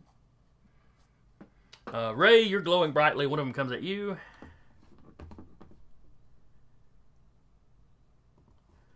So give me a prowess. If you've got aerial combat, you can use that if you're in the air. And I think you said you took off. Oh, is that? I'm sorry. I I blinked out. Or Yeah. I lost it. So that's me. Okay. Yeah, one of the little sky terror guys is swooping down at Ray. Need to beat a 6. Okay. So this is the prowess. This is prowess. Your aerial combat would factor in, though, if you've got that. Awesome. Let's look at. Oh, I might get a clap hand. Yep, you beat him by 5, so that's a massive success. So if he comes by and tries to claw you, you can basically take a swing at him. Oh, just a swing. Yeah, it's a melee. It's got to be a I'll melee kick at him. combat, you know. Sure, I'll give a kick at him. Do I even have... What is your strength? No, I must. You don't have to roll the attack roll. This is a free thing. Oh. You just successfully get the lick. So, what is your strength damage? Oh, sorry. My strength is 4. It's a flat. All right. Yeah. These things have no armor, so that's 4 damage to it. Not enough to take it out, but you've definitely hurt it. Right on.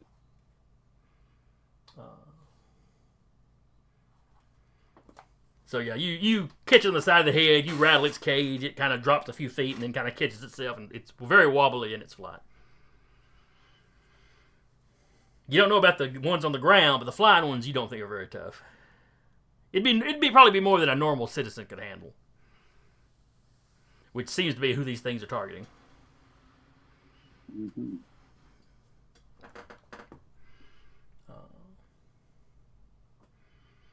The other 4 go after random citizens.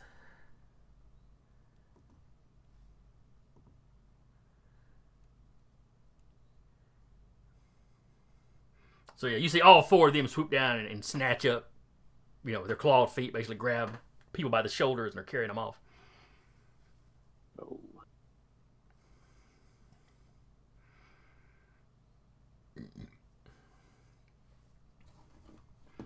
Then next up is Recluse.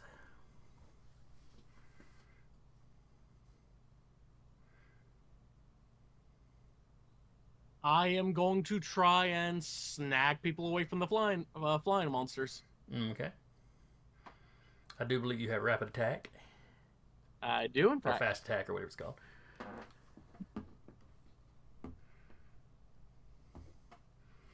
And yeah, just jump or swing up to them and just try and grab at people and pull them away. All right. So you web line out. You launch yourself into the air towards one of them.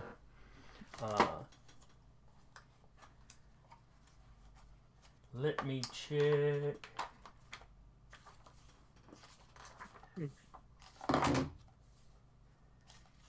Grabbing. Here's what we need. All right. So grabbing is the lower of your prowess or strength against the opponent's strength. So that would be prowess. All right, so it's your prowess versus their prowess. Oh no, versus their strength. Excuse me. Yep. Boop. Ooh, that is not good for me. All right. Their strength is a 5.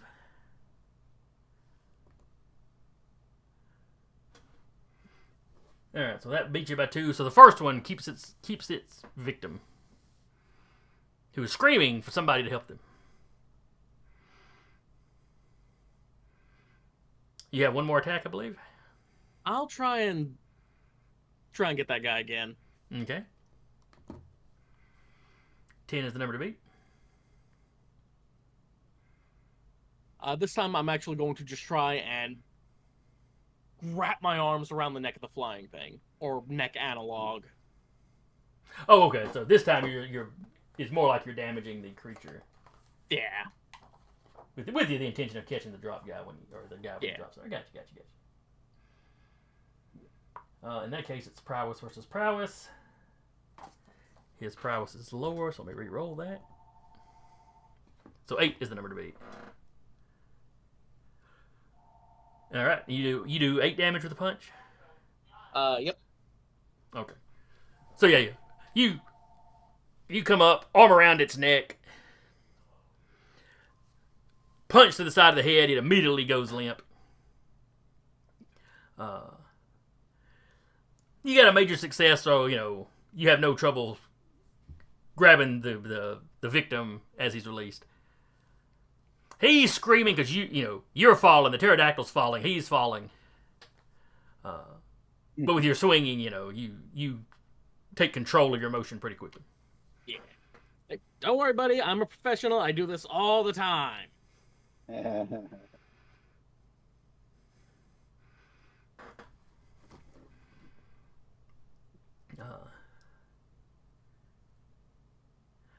Oh, okay.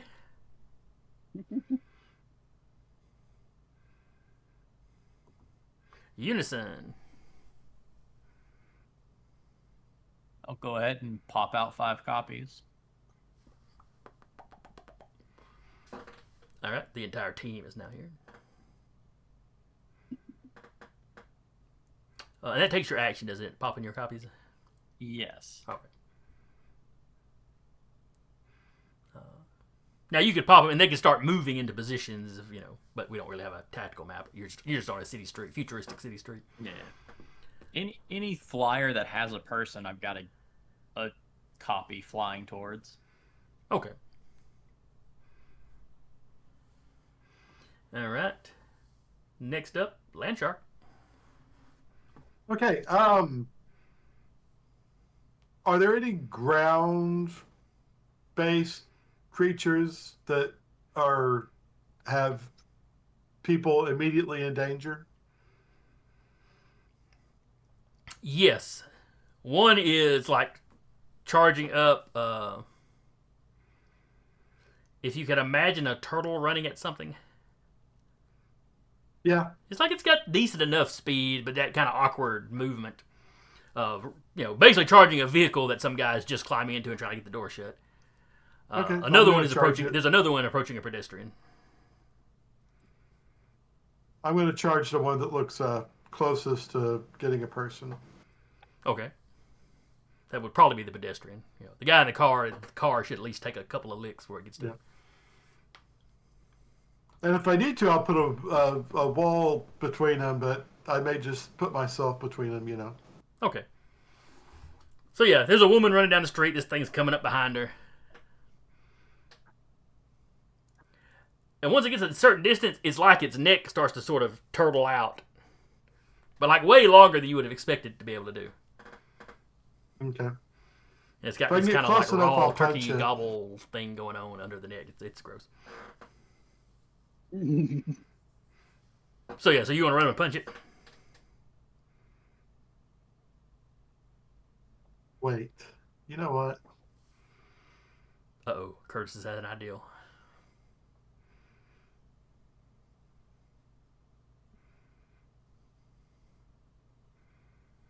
Okay, it's going to be Earth Powers. I'm going to show off, and I'll intercede, but between me and the pedestrian, I'm going to make a wall so the creature can't get to her.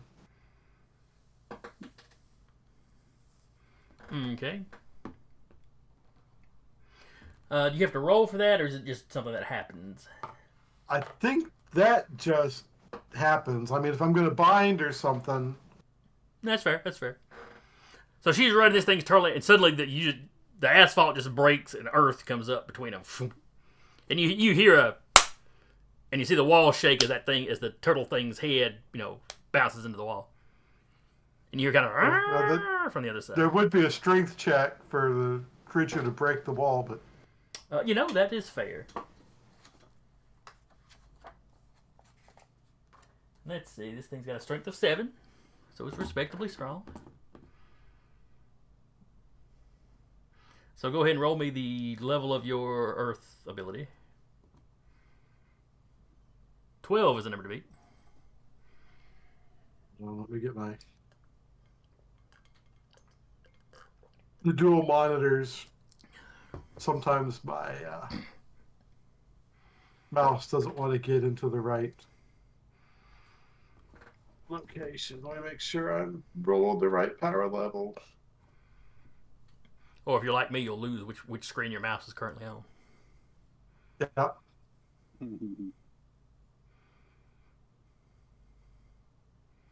Dang. All right, so he beat you by 2. So it breaks So on much through for the showing wall. off. It breaks on through the, it Kool-Aid Man through the wall. But the head is definitely retracting, and it's still going to, because it busted its nose into that thing pretty hard before it came crashing the rest of the way through. So you definitely distracted it from the pedestrian, at least. And you're probably standing there all superhero pose while she runs past you, so you're now between her and it. Yeah.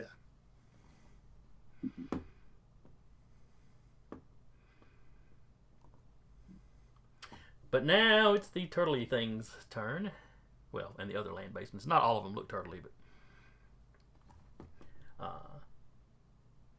So this guy sees you between the snack he was going after. So you've become the snack. And it charges up and tries to snap at you, Land Shark. Bring it, Gamera. Well, you know what they say. Gamera is good to eat. He is full of turtle meat.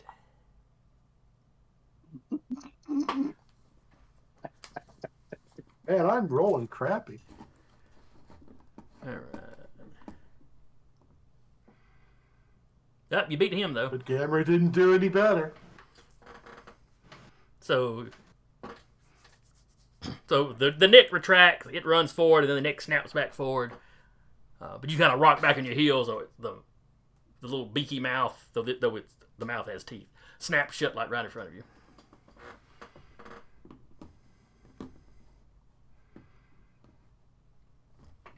Let's see, and there were 8 of those total. One of them spins around, basically pulling the car door off. Well, hovered vehicle, what do you want to call it? The door of the vehicle gets pulled off this round. The guy inside is starting to scream.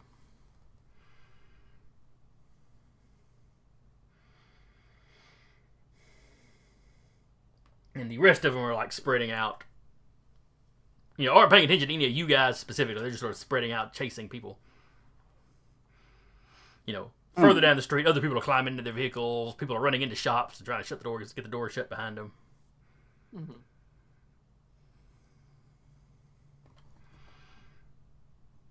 An emergency, you can kind of hear these emergency sirens start up. They don't sound exactly like sirens you're used to, but you can kind of guess what they are.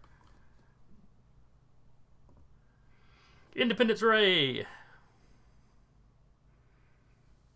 All right. Now there should be. Are there still 5 flyers in the air? Yeah. Yes, one flyer has been taken out. Or Yes. And that's right. do the remaining flyers each have a captain? That is correct. So there's 4. Let's see. One tried to attack you. One tried to attack Omniglot. So there's 2 more flyers with people. Are they fleeing the scene with their captains? They are. They seem to be gaining altitude more than anything. Okay. All right. Well, I'm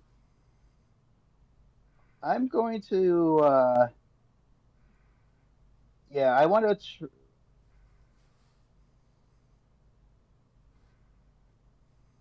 Let's see. The captains in the beak, claws, or Claw. The things swoop down and grab them by the shoulders with their claws.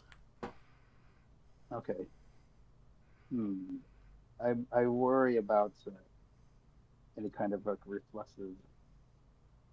You know what? I'm gonna assume that if I blast them enough to hurt them, their reflex will be to let go and not just grasp tighter. I'm hoping that's the case. As I'll like kind of like fly up underneath one and blast away and just be ready to catch if there's a release. Okay. Let's see what happens here. And this will be coordination. Oh, the coordination is the same as their prowess. That's convenient. So 6 is the number to beat. All right, so you blast another one, and they can't take a full powered blast and ray. So you blast it, it immediately loses consciousness, releases the target, or releases the captain. And the captives, again, they're not quite human size. Is that correct? No, this species, I'm trying to think. I'm trying to Or think how to I'm describe it. confusing. I might be confusing them with the asteroid miners Yeah, the asteroid miners were because shorter. they were Because short. that's where the dwarf or seven dwarfs Okay. jokes was coming from. These guys are more or less human size. You know, maybe they veer a few inches Okay. shorter than the average person, but not much.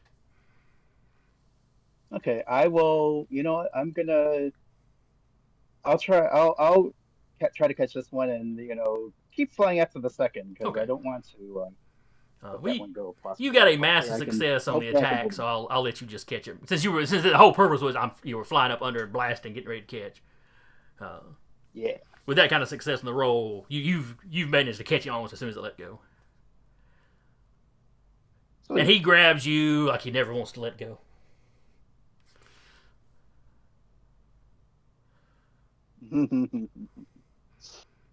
It's nice to feel wanted. Mhm. And then you're hearing a muffled honker as he's pressing his face Yeah. into your Very- chest very and holding descriptive tight, and like that. definitely not looking down. Right. Good. Yeah. That's a good way to go.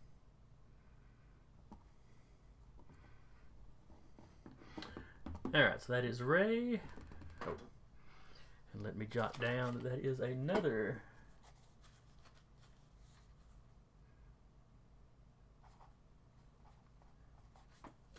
Another one of the terror bird things down.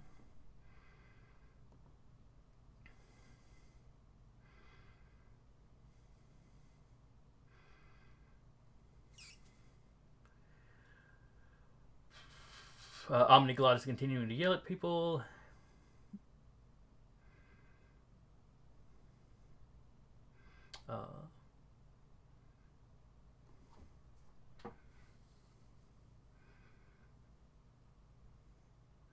And just, surprisingly, she's getting people are responding, are pretty quickly responding to her.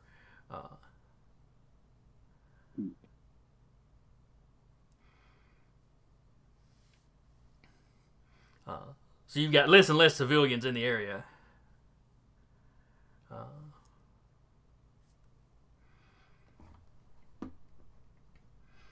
And of course, people were already away. Some of them are starting to fly away in their little hover vehicles.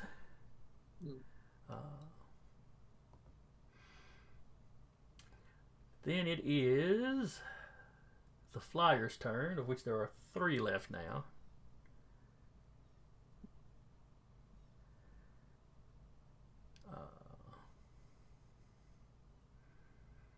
No, there's.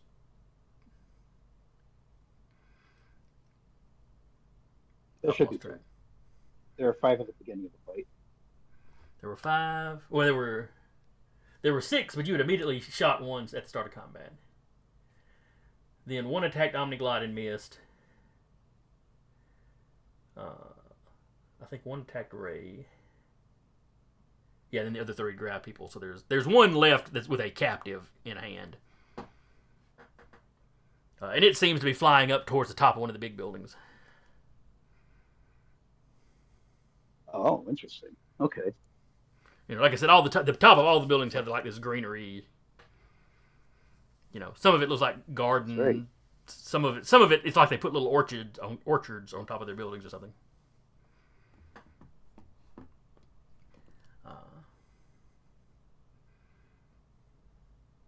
So that one's not attacking. The other 2 that attacked, though, are. So the one that attacked you, Ray, is following you. Okay. That was the one you got the free lick on. So it's injured, but it's still active. It's a special dogfight.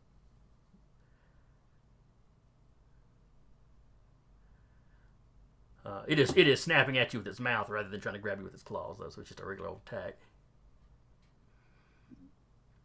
Okay, that's only a major, so you get out of the way, but you don't get the free shot. Yep. You quickly realize you're much more maneuverable than these things are. Though to be fair, their wings, most of them, their wings don't even exactly match. So you're kind of surprised they're as good as they are. Something is not making sense about the design of these things.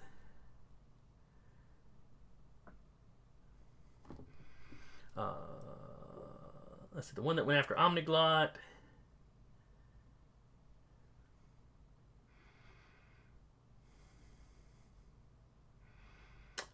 It has spun around, but she has been moving. So it's going to go after one of the Unisons. If one of the Unisons is still standing on the ground, it goes for that one. Yeah. So give me a prowess. 9 total.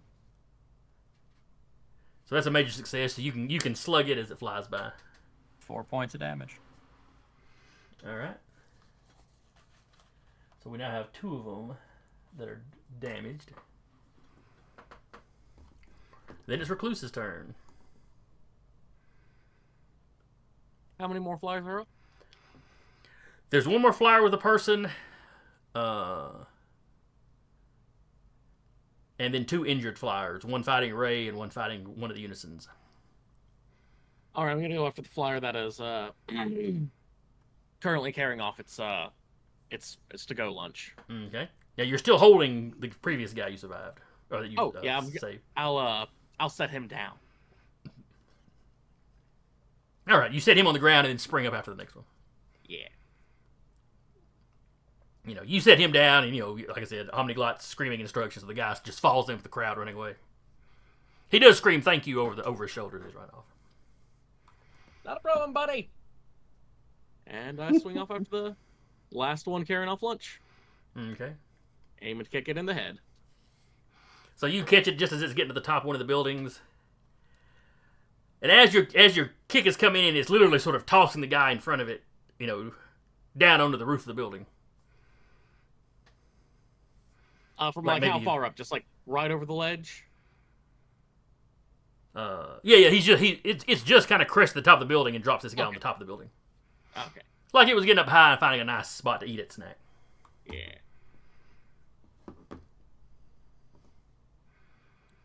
Then it rolled a 4, as low as it could possibly roll. And I got an 11. So you only beat it by 7. Yep.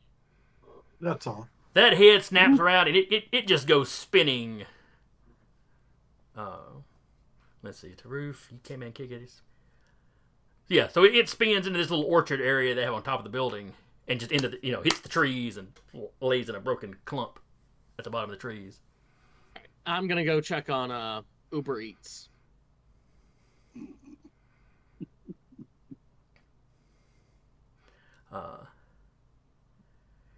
He's scrambling to his feet. He's got a panicked look in his eye. Like he's immediately scrambled up and kind of like, where is it? And then he kind of clocks you and the fact that the bird thing is now laying in a heap over here. Oh, thank you. Gonna hold it. I've seen you on the news.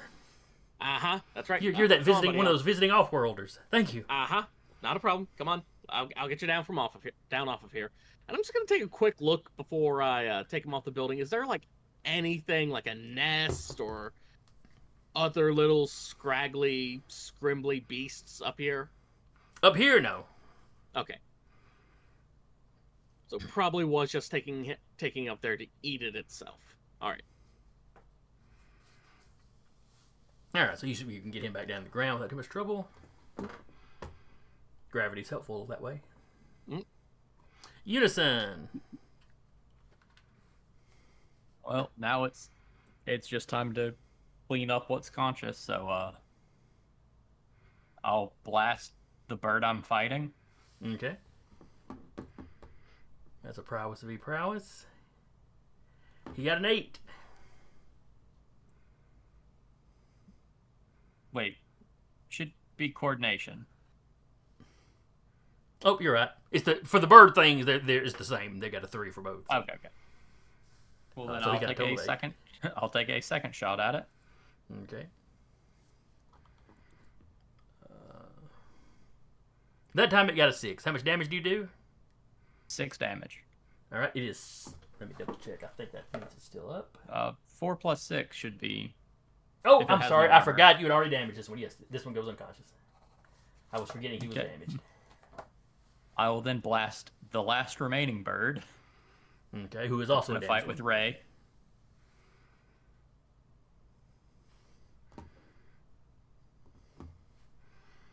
That is a tie, so half damage. 3 damage. Which it had. That's what it had left. So even at half damage, it goes down. Cool. And I've got 3 shots left, so I'll just pump all 3 of them into one of the large land boys. Okay. We'll say you're going after the one that was trying to get into the car with the guy. Sounds good. A 9, a 10, and a 12. And these guys are not very agile. Not very coordinated. No, their coordination is not their high stat. You said you fired at him 3 times? Yes. So 6, 6, and 8 against a 9, a 10, and a 12. Good Lord. And you said you did 6 points damage per shot? Yes. All right. It's got damage resistance 2. So that's 4 per shot that's getting through. 8, 9, 10, 11, 12. It goes down.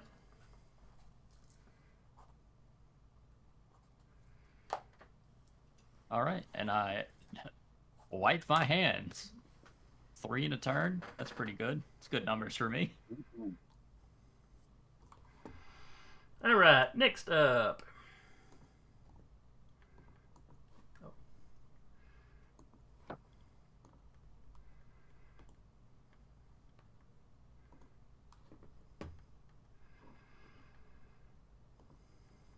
One of those little portal things appears down at the ground level.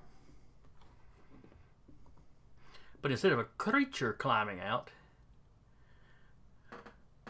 this person here just sort of rises up out of it.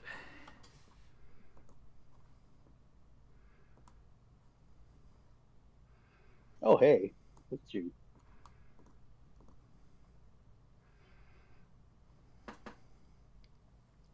Interesting. Female, local species.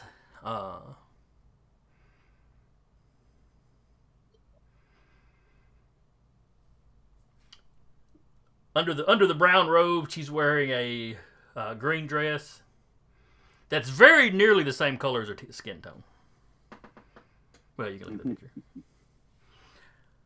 Her hands are glowing, and it's like the light is warping from this glow.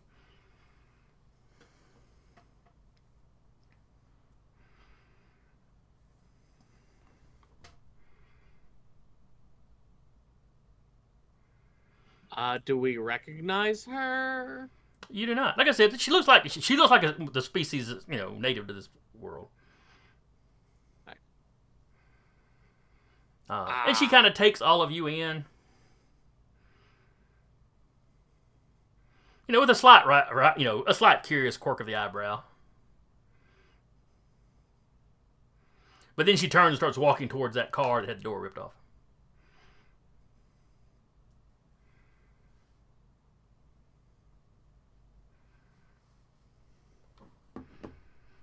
You hear her say,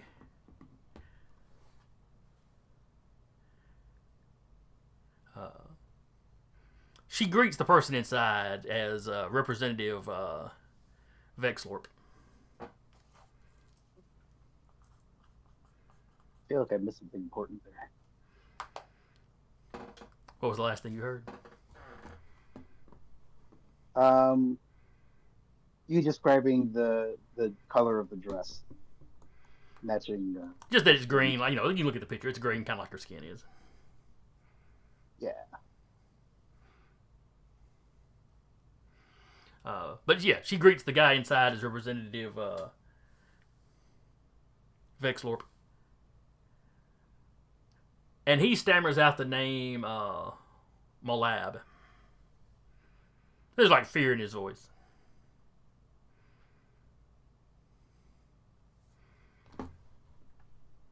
But her arrival is really all she does this round.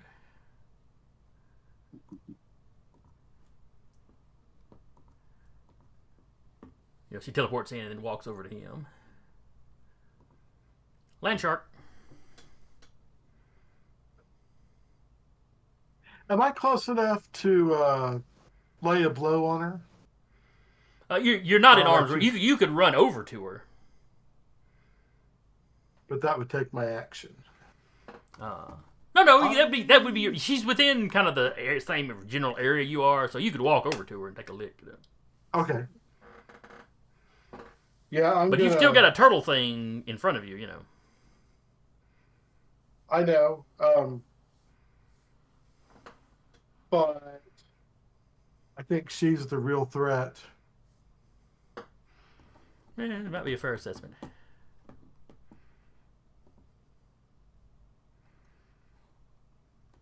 So I'm going to leave the turtle thing for now.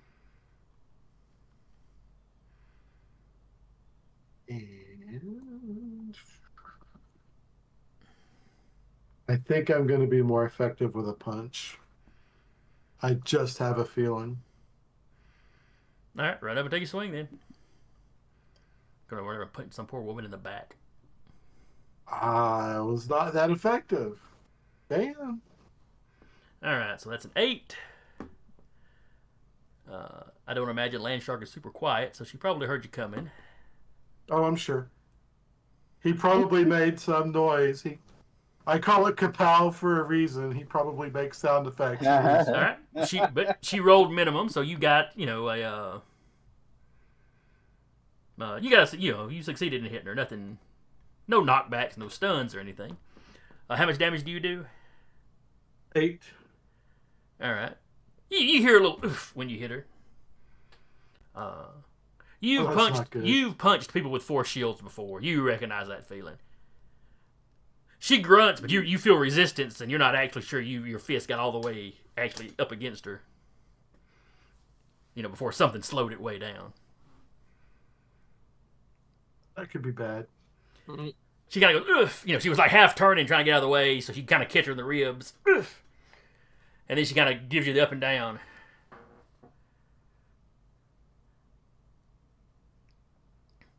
This has nothing to do with you, Offworlder. Don't interfere. Hang on, I blanked on the planet's name. Don't interfere in Gakrad politics. Gakrad. And then she gives you another up and down. But I like him big and strong. I'll excuse it this once.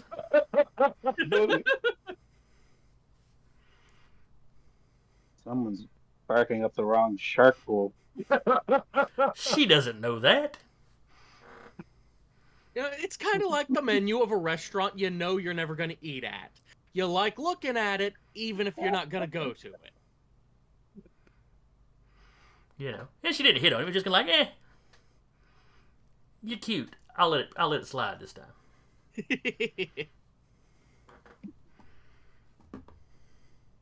More of a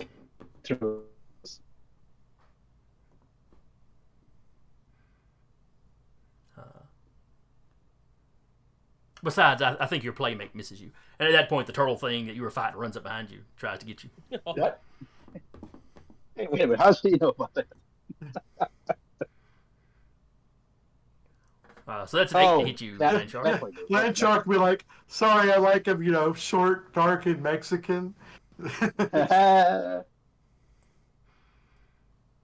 she's shorter than you, but not short by her people's standards. She's relatively dark complected for her people. No, she has no idea what a Mexican is. Mexican, certainly not. No, she definitely isn't.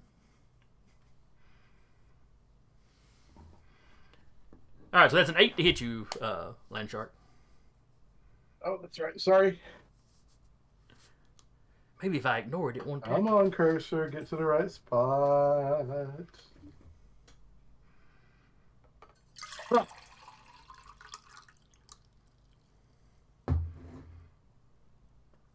You missed, turtle. Yep. But just shy of a massive success, so you don't get that free punch back on it. But you do easily get out of its way.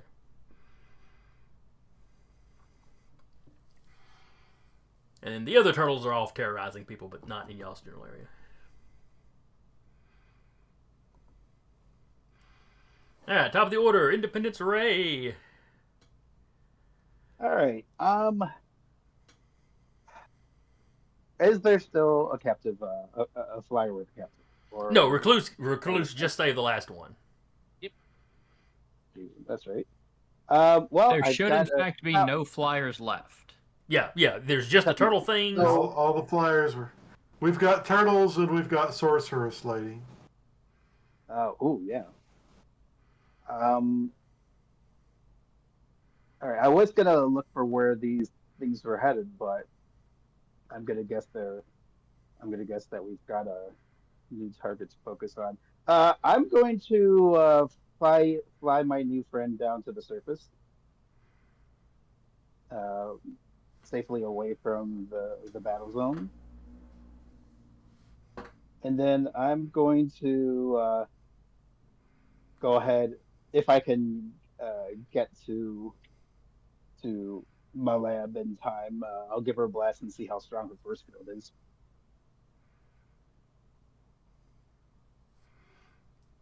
All right.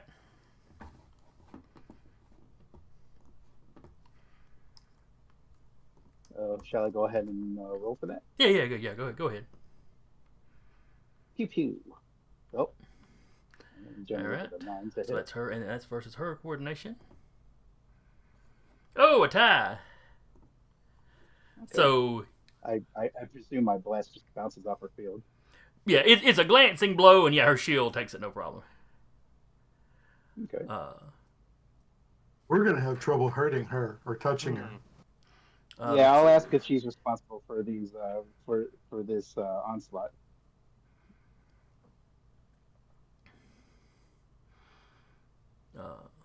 These simulacrums are hers, yes. The electrons. All right.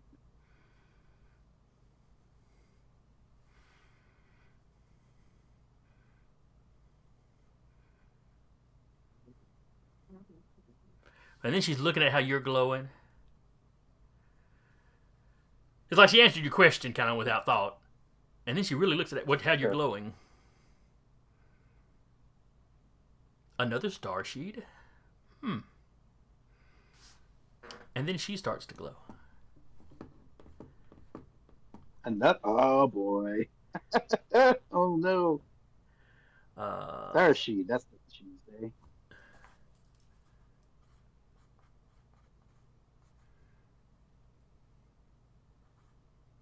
Oh my goodness.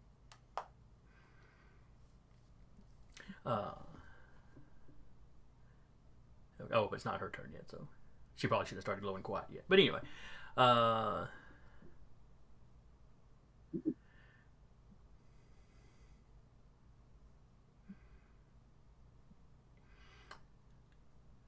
you see Omniglot, like the guy that Ray just let go, or just sit down on the ground.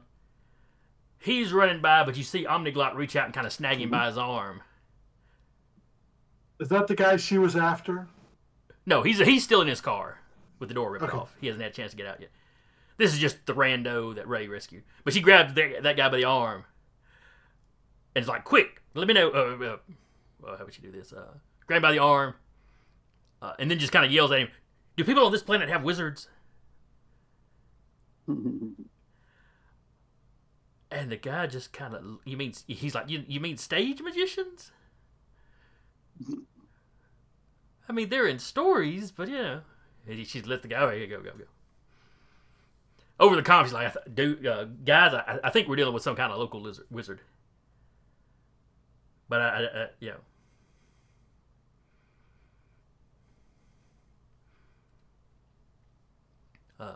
Mad scientist types don't usually call them simulacrums.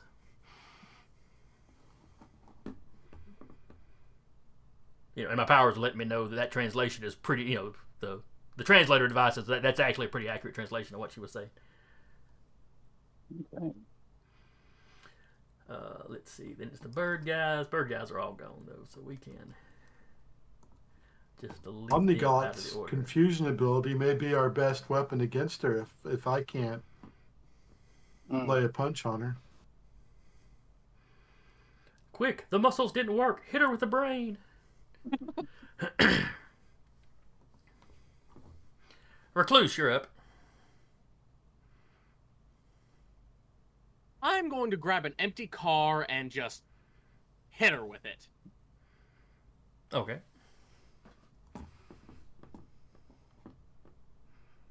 So that'll be a prowess check.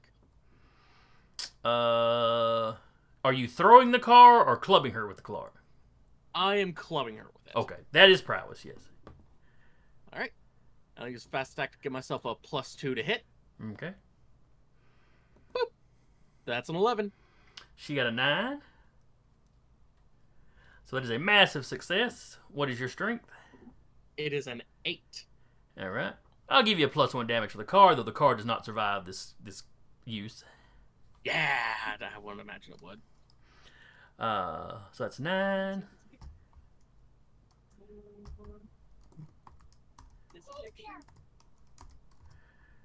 All right. And do I roll for slam or no? Yes. Slam is still a thing. Okay. Boop. That's a 12. All right.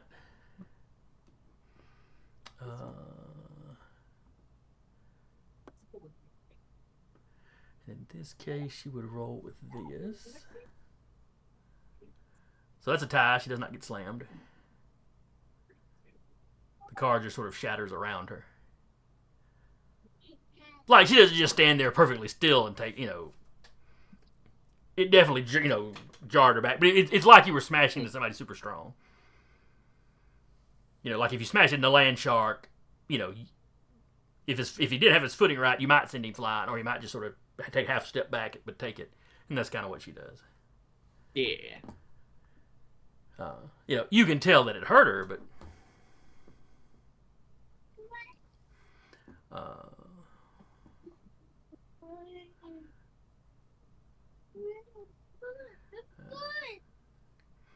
and then we also need to roll for a stun. Ah. Oh, she didn't do well that time. That'd be my strength again. Mm-hmm. Oh my. She's not stunned. Oh, Yeah, you got school tomorrow. Someone's excited. Oh, is school just starting up? Yep. School Oh, starts yeah, up it is. for her tomorrow. It is August, isn't it? Mm-hmm. It's been a while since I've bothered to keep up with that sort of thing. Yeah. School isn't supposed to start till the end of September. The song told me that.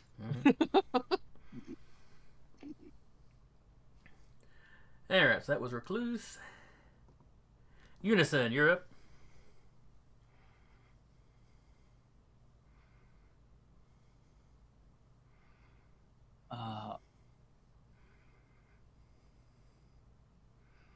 I will walk up to the car and open the opposite side door to let the person out. He was pressed up against that with his back pressed up against, so he kind of half falls out and starts scrambling out and onto his feet. You gotta save me. She's crazy. You get to stay here for a moment. Lady, why are you doing this? send him to me. I'll get him out of here.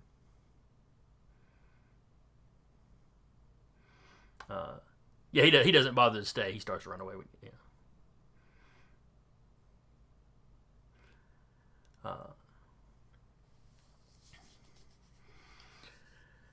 Oh, and you asked her why is she doing this. He is the son of one of the consul.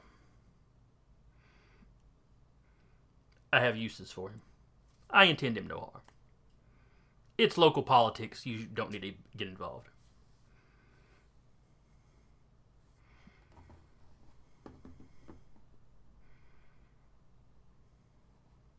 You said a bunch of supervillain things and also unleashed a bunch of creatures that randomly attack civilians. Have any of them killed anyone? Or I'm even going to seriously call it injured local anybody? terrorism. And she would You call know it what? freedom fighting. I don't think you know the answer to the statement you just said.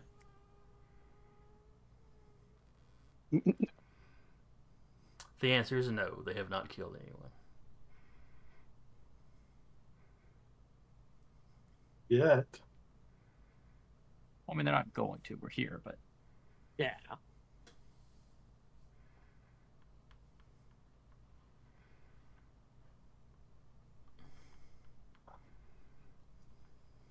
well, I'll attempt a mental blast on her and just see how it goes. Okay. It's on a 10. Is They it willpower? She rolls will. She got a 15. Yeah, that's what I was afraid of. She raises an eyebrow at you. Really? You always have to check these things.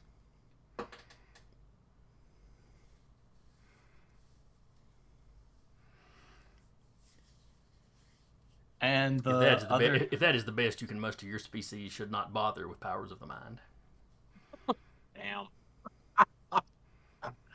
Ouch. I'm literally the lowest level of my people that have these powers. I would hope so. I'm going to shoot you in the legs now. Mostly out of depression. All right. So No, what's go the ahead. next you going to do? I've got. Does it take only one assistant to get a +1? Yes. Then I'll have 2 of them shoot combined to hit her in the legs to knock her off balance to put a quality on her. Okay. That'd still be coordination versus coordination.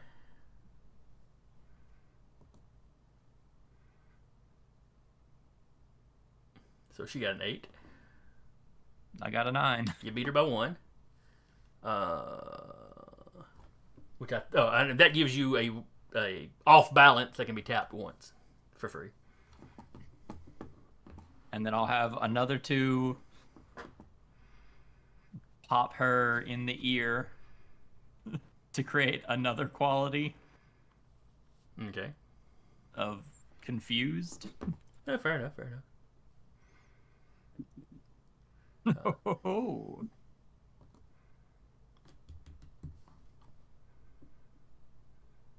All right. So you beat her by So- 6. So that's 3 tappings of confused.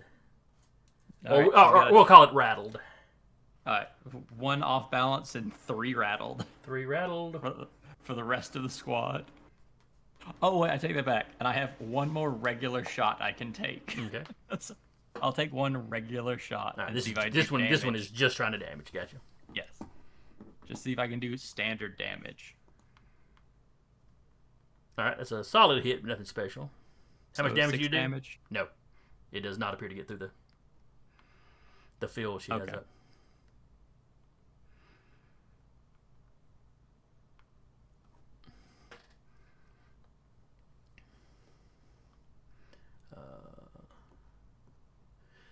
So yeah, Well- that psychokinetic almost punch of yours, blast of yours, you feel it hit her field, and her field kind of pushed back against it.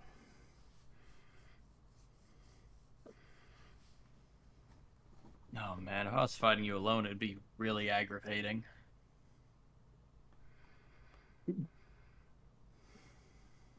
Yes, I find this fight aggravating already. She's like shaking her head like she's trying to clear her head. All right, then it is her turn.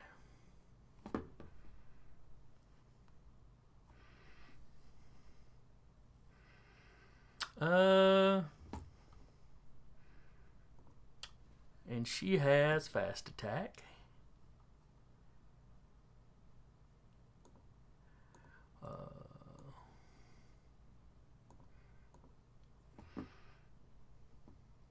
So for her first attack, she's gonna use it to attack separate targets.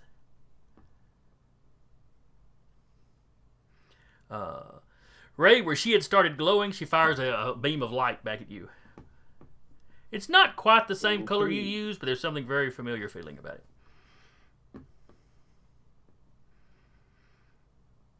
That is coordination. So let me I can set up the dodging. With her talent, or specialty rather. Here. So that's coordination.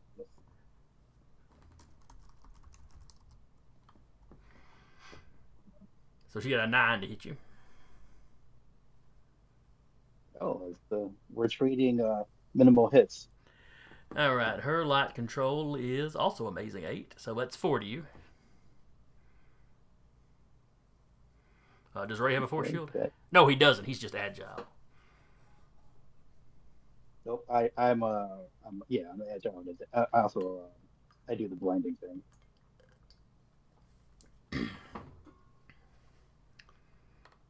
All right, so she does 4 points of damage to you. Might be time for. And when she does this, she's glowing like Ray glows. Like I said, slightly different color, but.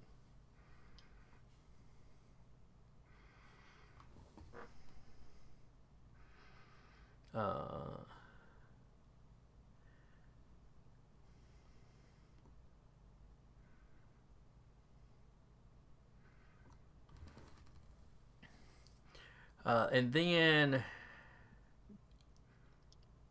Unison, with her other hand, she turns around and she starts weaving in the air, and she's writing. It's like she's writing symbols, in the air. And then one of the symbols kind of streaks off at you. Give me a coordination to avoid. Oh, minimum roll. She got a 7. Okay, you got a 7 as well, so that hits. So you need to give me a will roll. This is basically a stun attack. Unless my martial arts assists me in dodging ranged attacks. I always forget. Athletics is what you have to have for that. So she's, Nice. all right, so you got to roll your will, but she only gets to roll half her power rank because it was a tie. So you need to beat a 7 with your will. Got it. Oh, Just barely. was this mental? This was magical, so no, not specifically mental.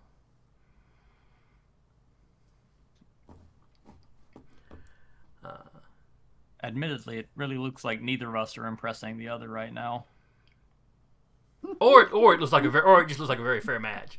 The magic emblem kind of hits you in the forehead, and you feel this kind of fatigue wash over you, but you shrug it off. Oh yes, fatigue. Yeah, that's gonna be new to me.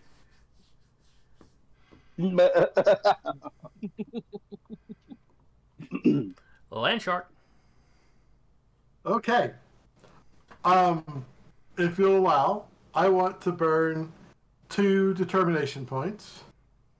1 for a stunt. I want to do binding, and 1 for improved effort. Because my coordination's not all that great. Now, you can also tap the qualities I put on her.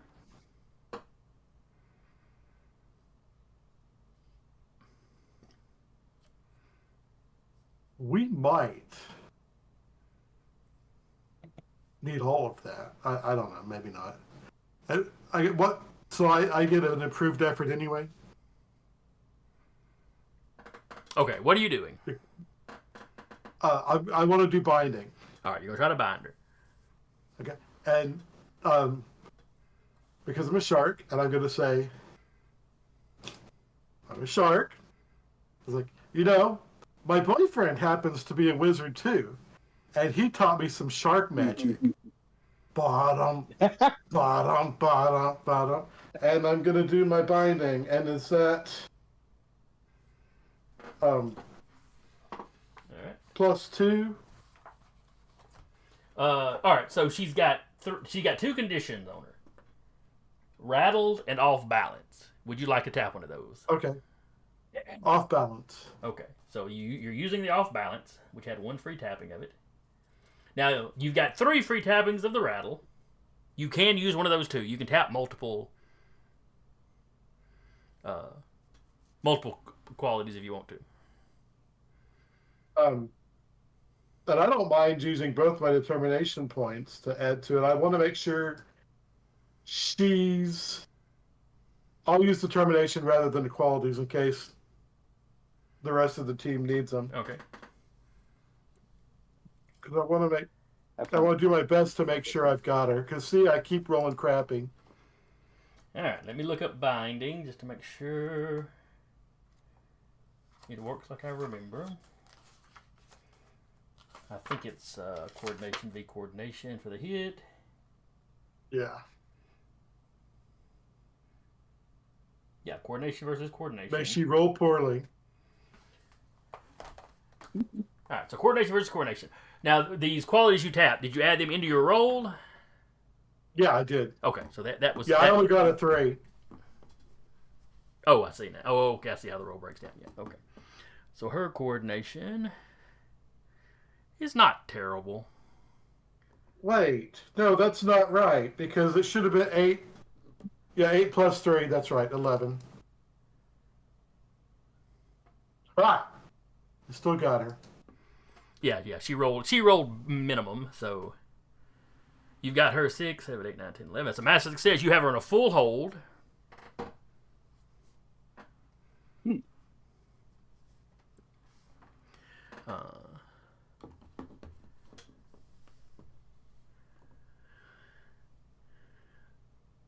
So yeah, you start doing your dump, and she looks confused for a second, like what kind of magic words what kind of incantation is used? But then the ground comes up around her and grabs her. So this primitive earth shaman magic must work. And then her turtle tries to bite you again, like he's annoyed that he's being ignored. Well, now I can deal with the turtle, hopefully. Turtle. All right. So he got a 7. I got a 9. All right. So he's snapping at you again. You're just dancing out of the way.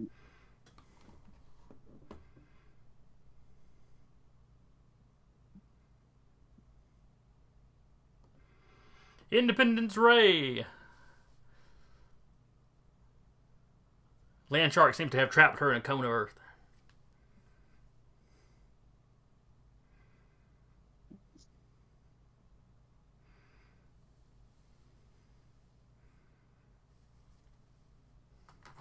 So what is Ray doing?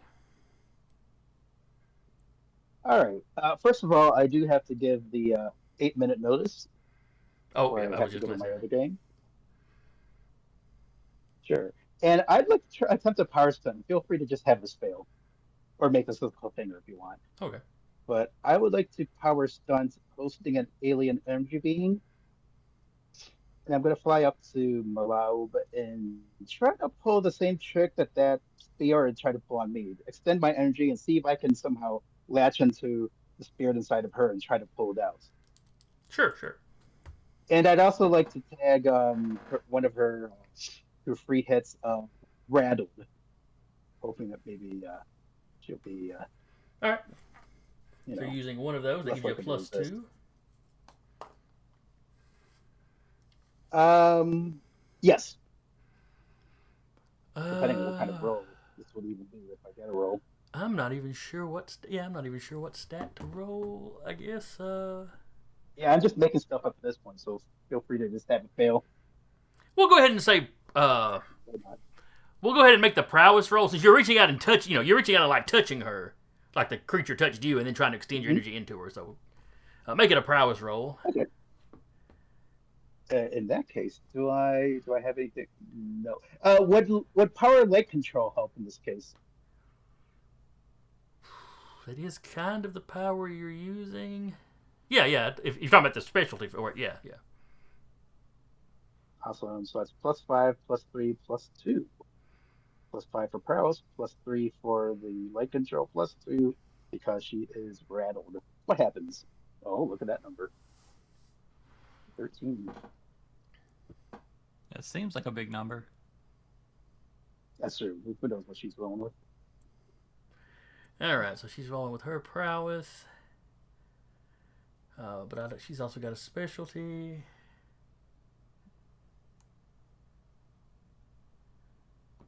Does her being held do anything to her prowess? It probably would get. Well, no, I think it's her. She can't take actions. I don't think it necessarily does anything to her reactions. Okay. But I will double check.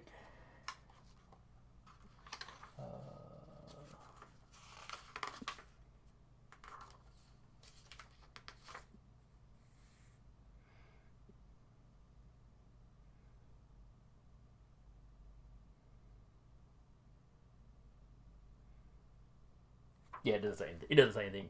It makes sense that it would, but it doesn't actually say anything about it. So, not that it matters. He beat her anyway. She got an 8. Wait, yeah, I got a 13. So you reach in with the powers, and she's kind of like, "Ah, what are you doing?" And she's glowing. You can the energy she's glowing with. You can feel that it's the same kind of energy you use. Yeah. This is Watch it turns out they actually have a consensual arrangement, and I'm actually doing a bad here. But it's like you're not feeling the energy inside her. Okay. Oh. It's like your power slides around. Your sensation is like it's like you send the power kind of into the center of her. Okay. And it's like you pass through a field of it, but there's like nothing inside. And then it's like that your senses like it's almost like it slides down her hand or down to her hand, Mm-hmm. and you get this sensation of something, something you can't penetrate down there, but you feel like there's this flood of this power on the other side of it. Okay. I wonder if she has a sneaky little magical artifact in there. I wonder. And the best way I can describe it is it's like one bound. the best way I can describe it is like you're up against a metal wall and you know there's supposed to be somebody on the other side and you're knocking, but you're not getting an answer back. Okay. But you're not able to draw any more out of. You can feel where it's spilling out of this barrier, but you're not getting you're not able to like pull more out. Yeah. But Malab just has a confused look on her face, like she has no idea what you're doing. Though it doesn't seem to be causing her the same kind of pain it caused you. It was like alarming when you did it. It feels, it clearly feels weird, but it's not like she doesn't seem to be under the stress you were under. Okay. So she's definitely accessing the same kind of power. You don't think she's accessing it the way you are.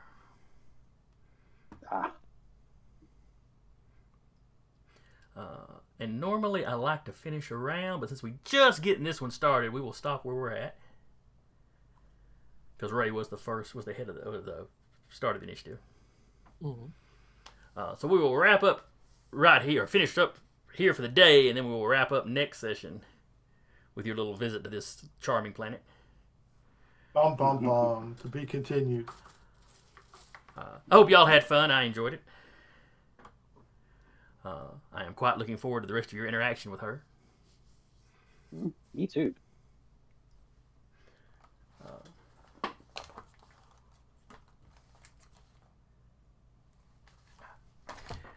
And I hope anybody that came by and watched or comes by and watches later, hope you enjoyed it. Hope you'll join us again. Should be in 2 weeks. I can't think of any reason.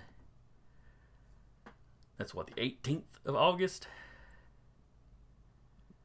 So no holidays or anything that I can think of. That's clear for me. So yeah, hopefully we'll do this all again in 2 weeks. Again, I was your GM for the day, Jason. And with me today has been Zach playing Recluse. I hope you had a good time. Curtis playing Landshark. Laters. Taylor playing Unison. See ya. And Mike playing Independence Ray. Be kind to your local Spiored. Or Starsheed. You found another name for these things. That's right. And we will see y'all next time.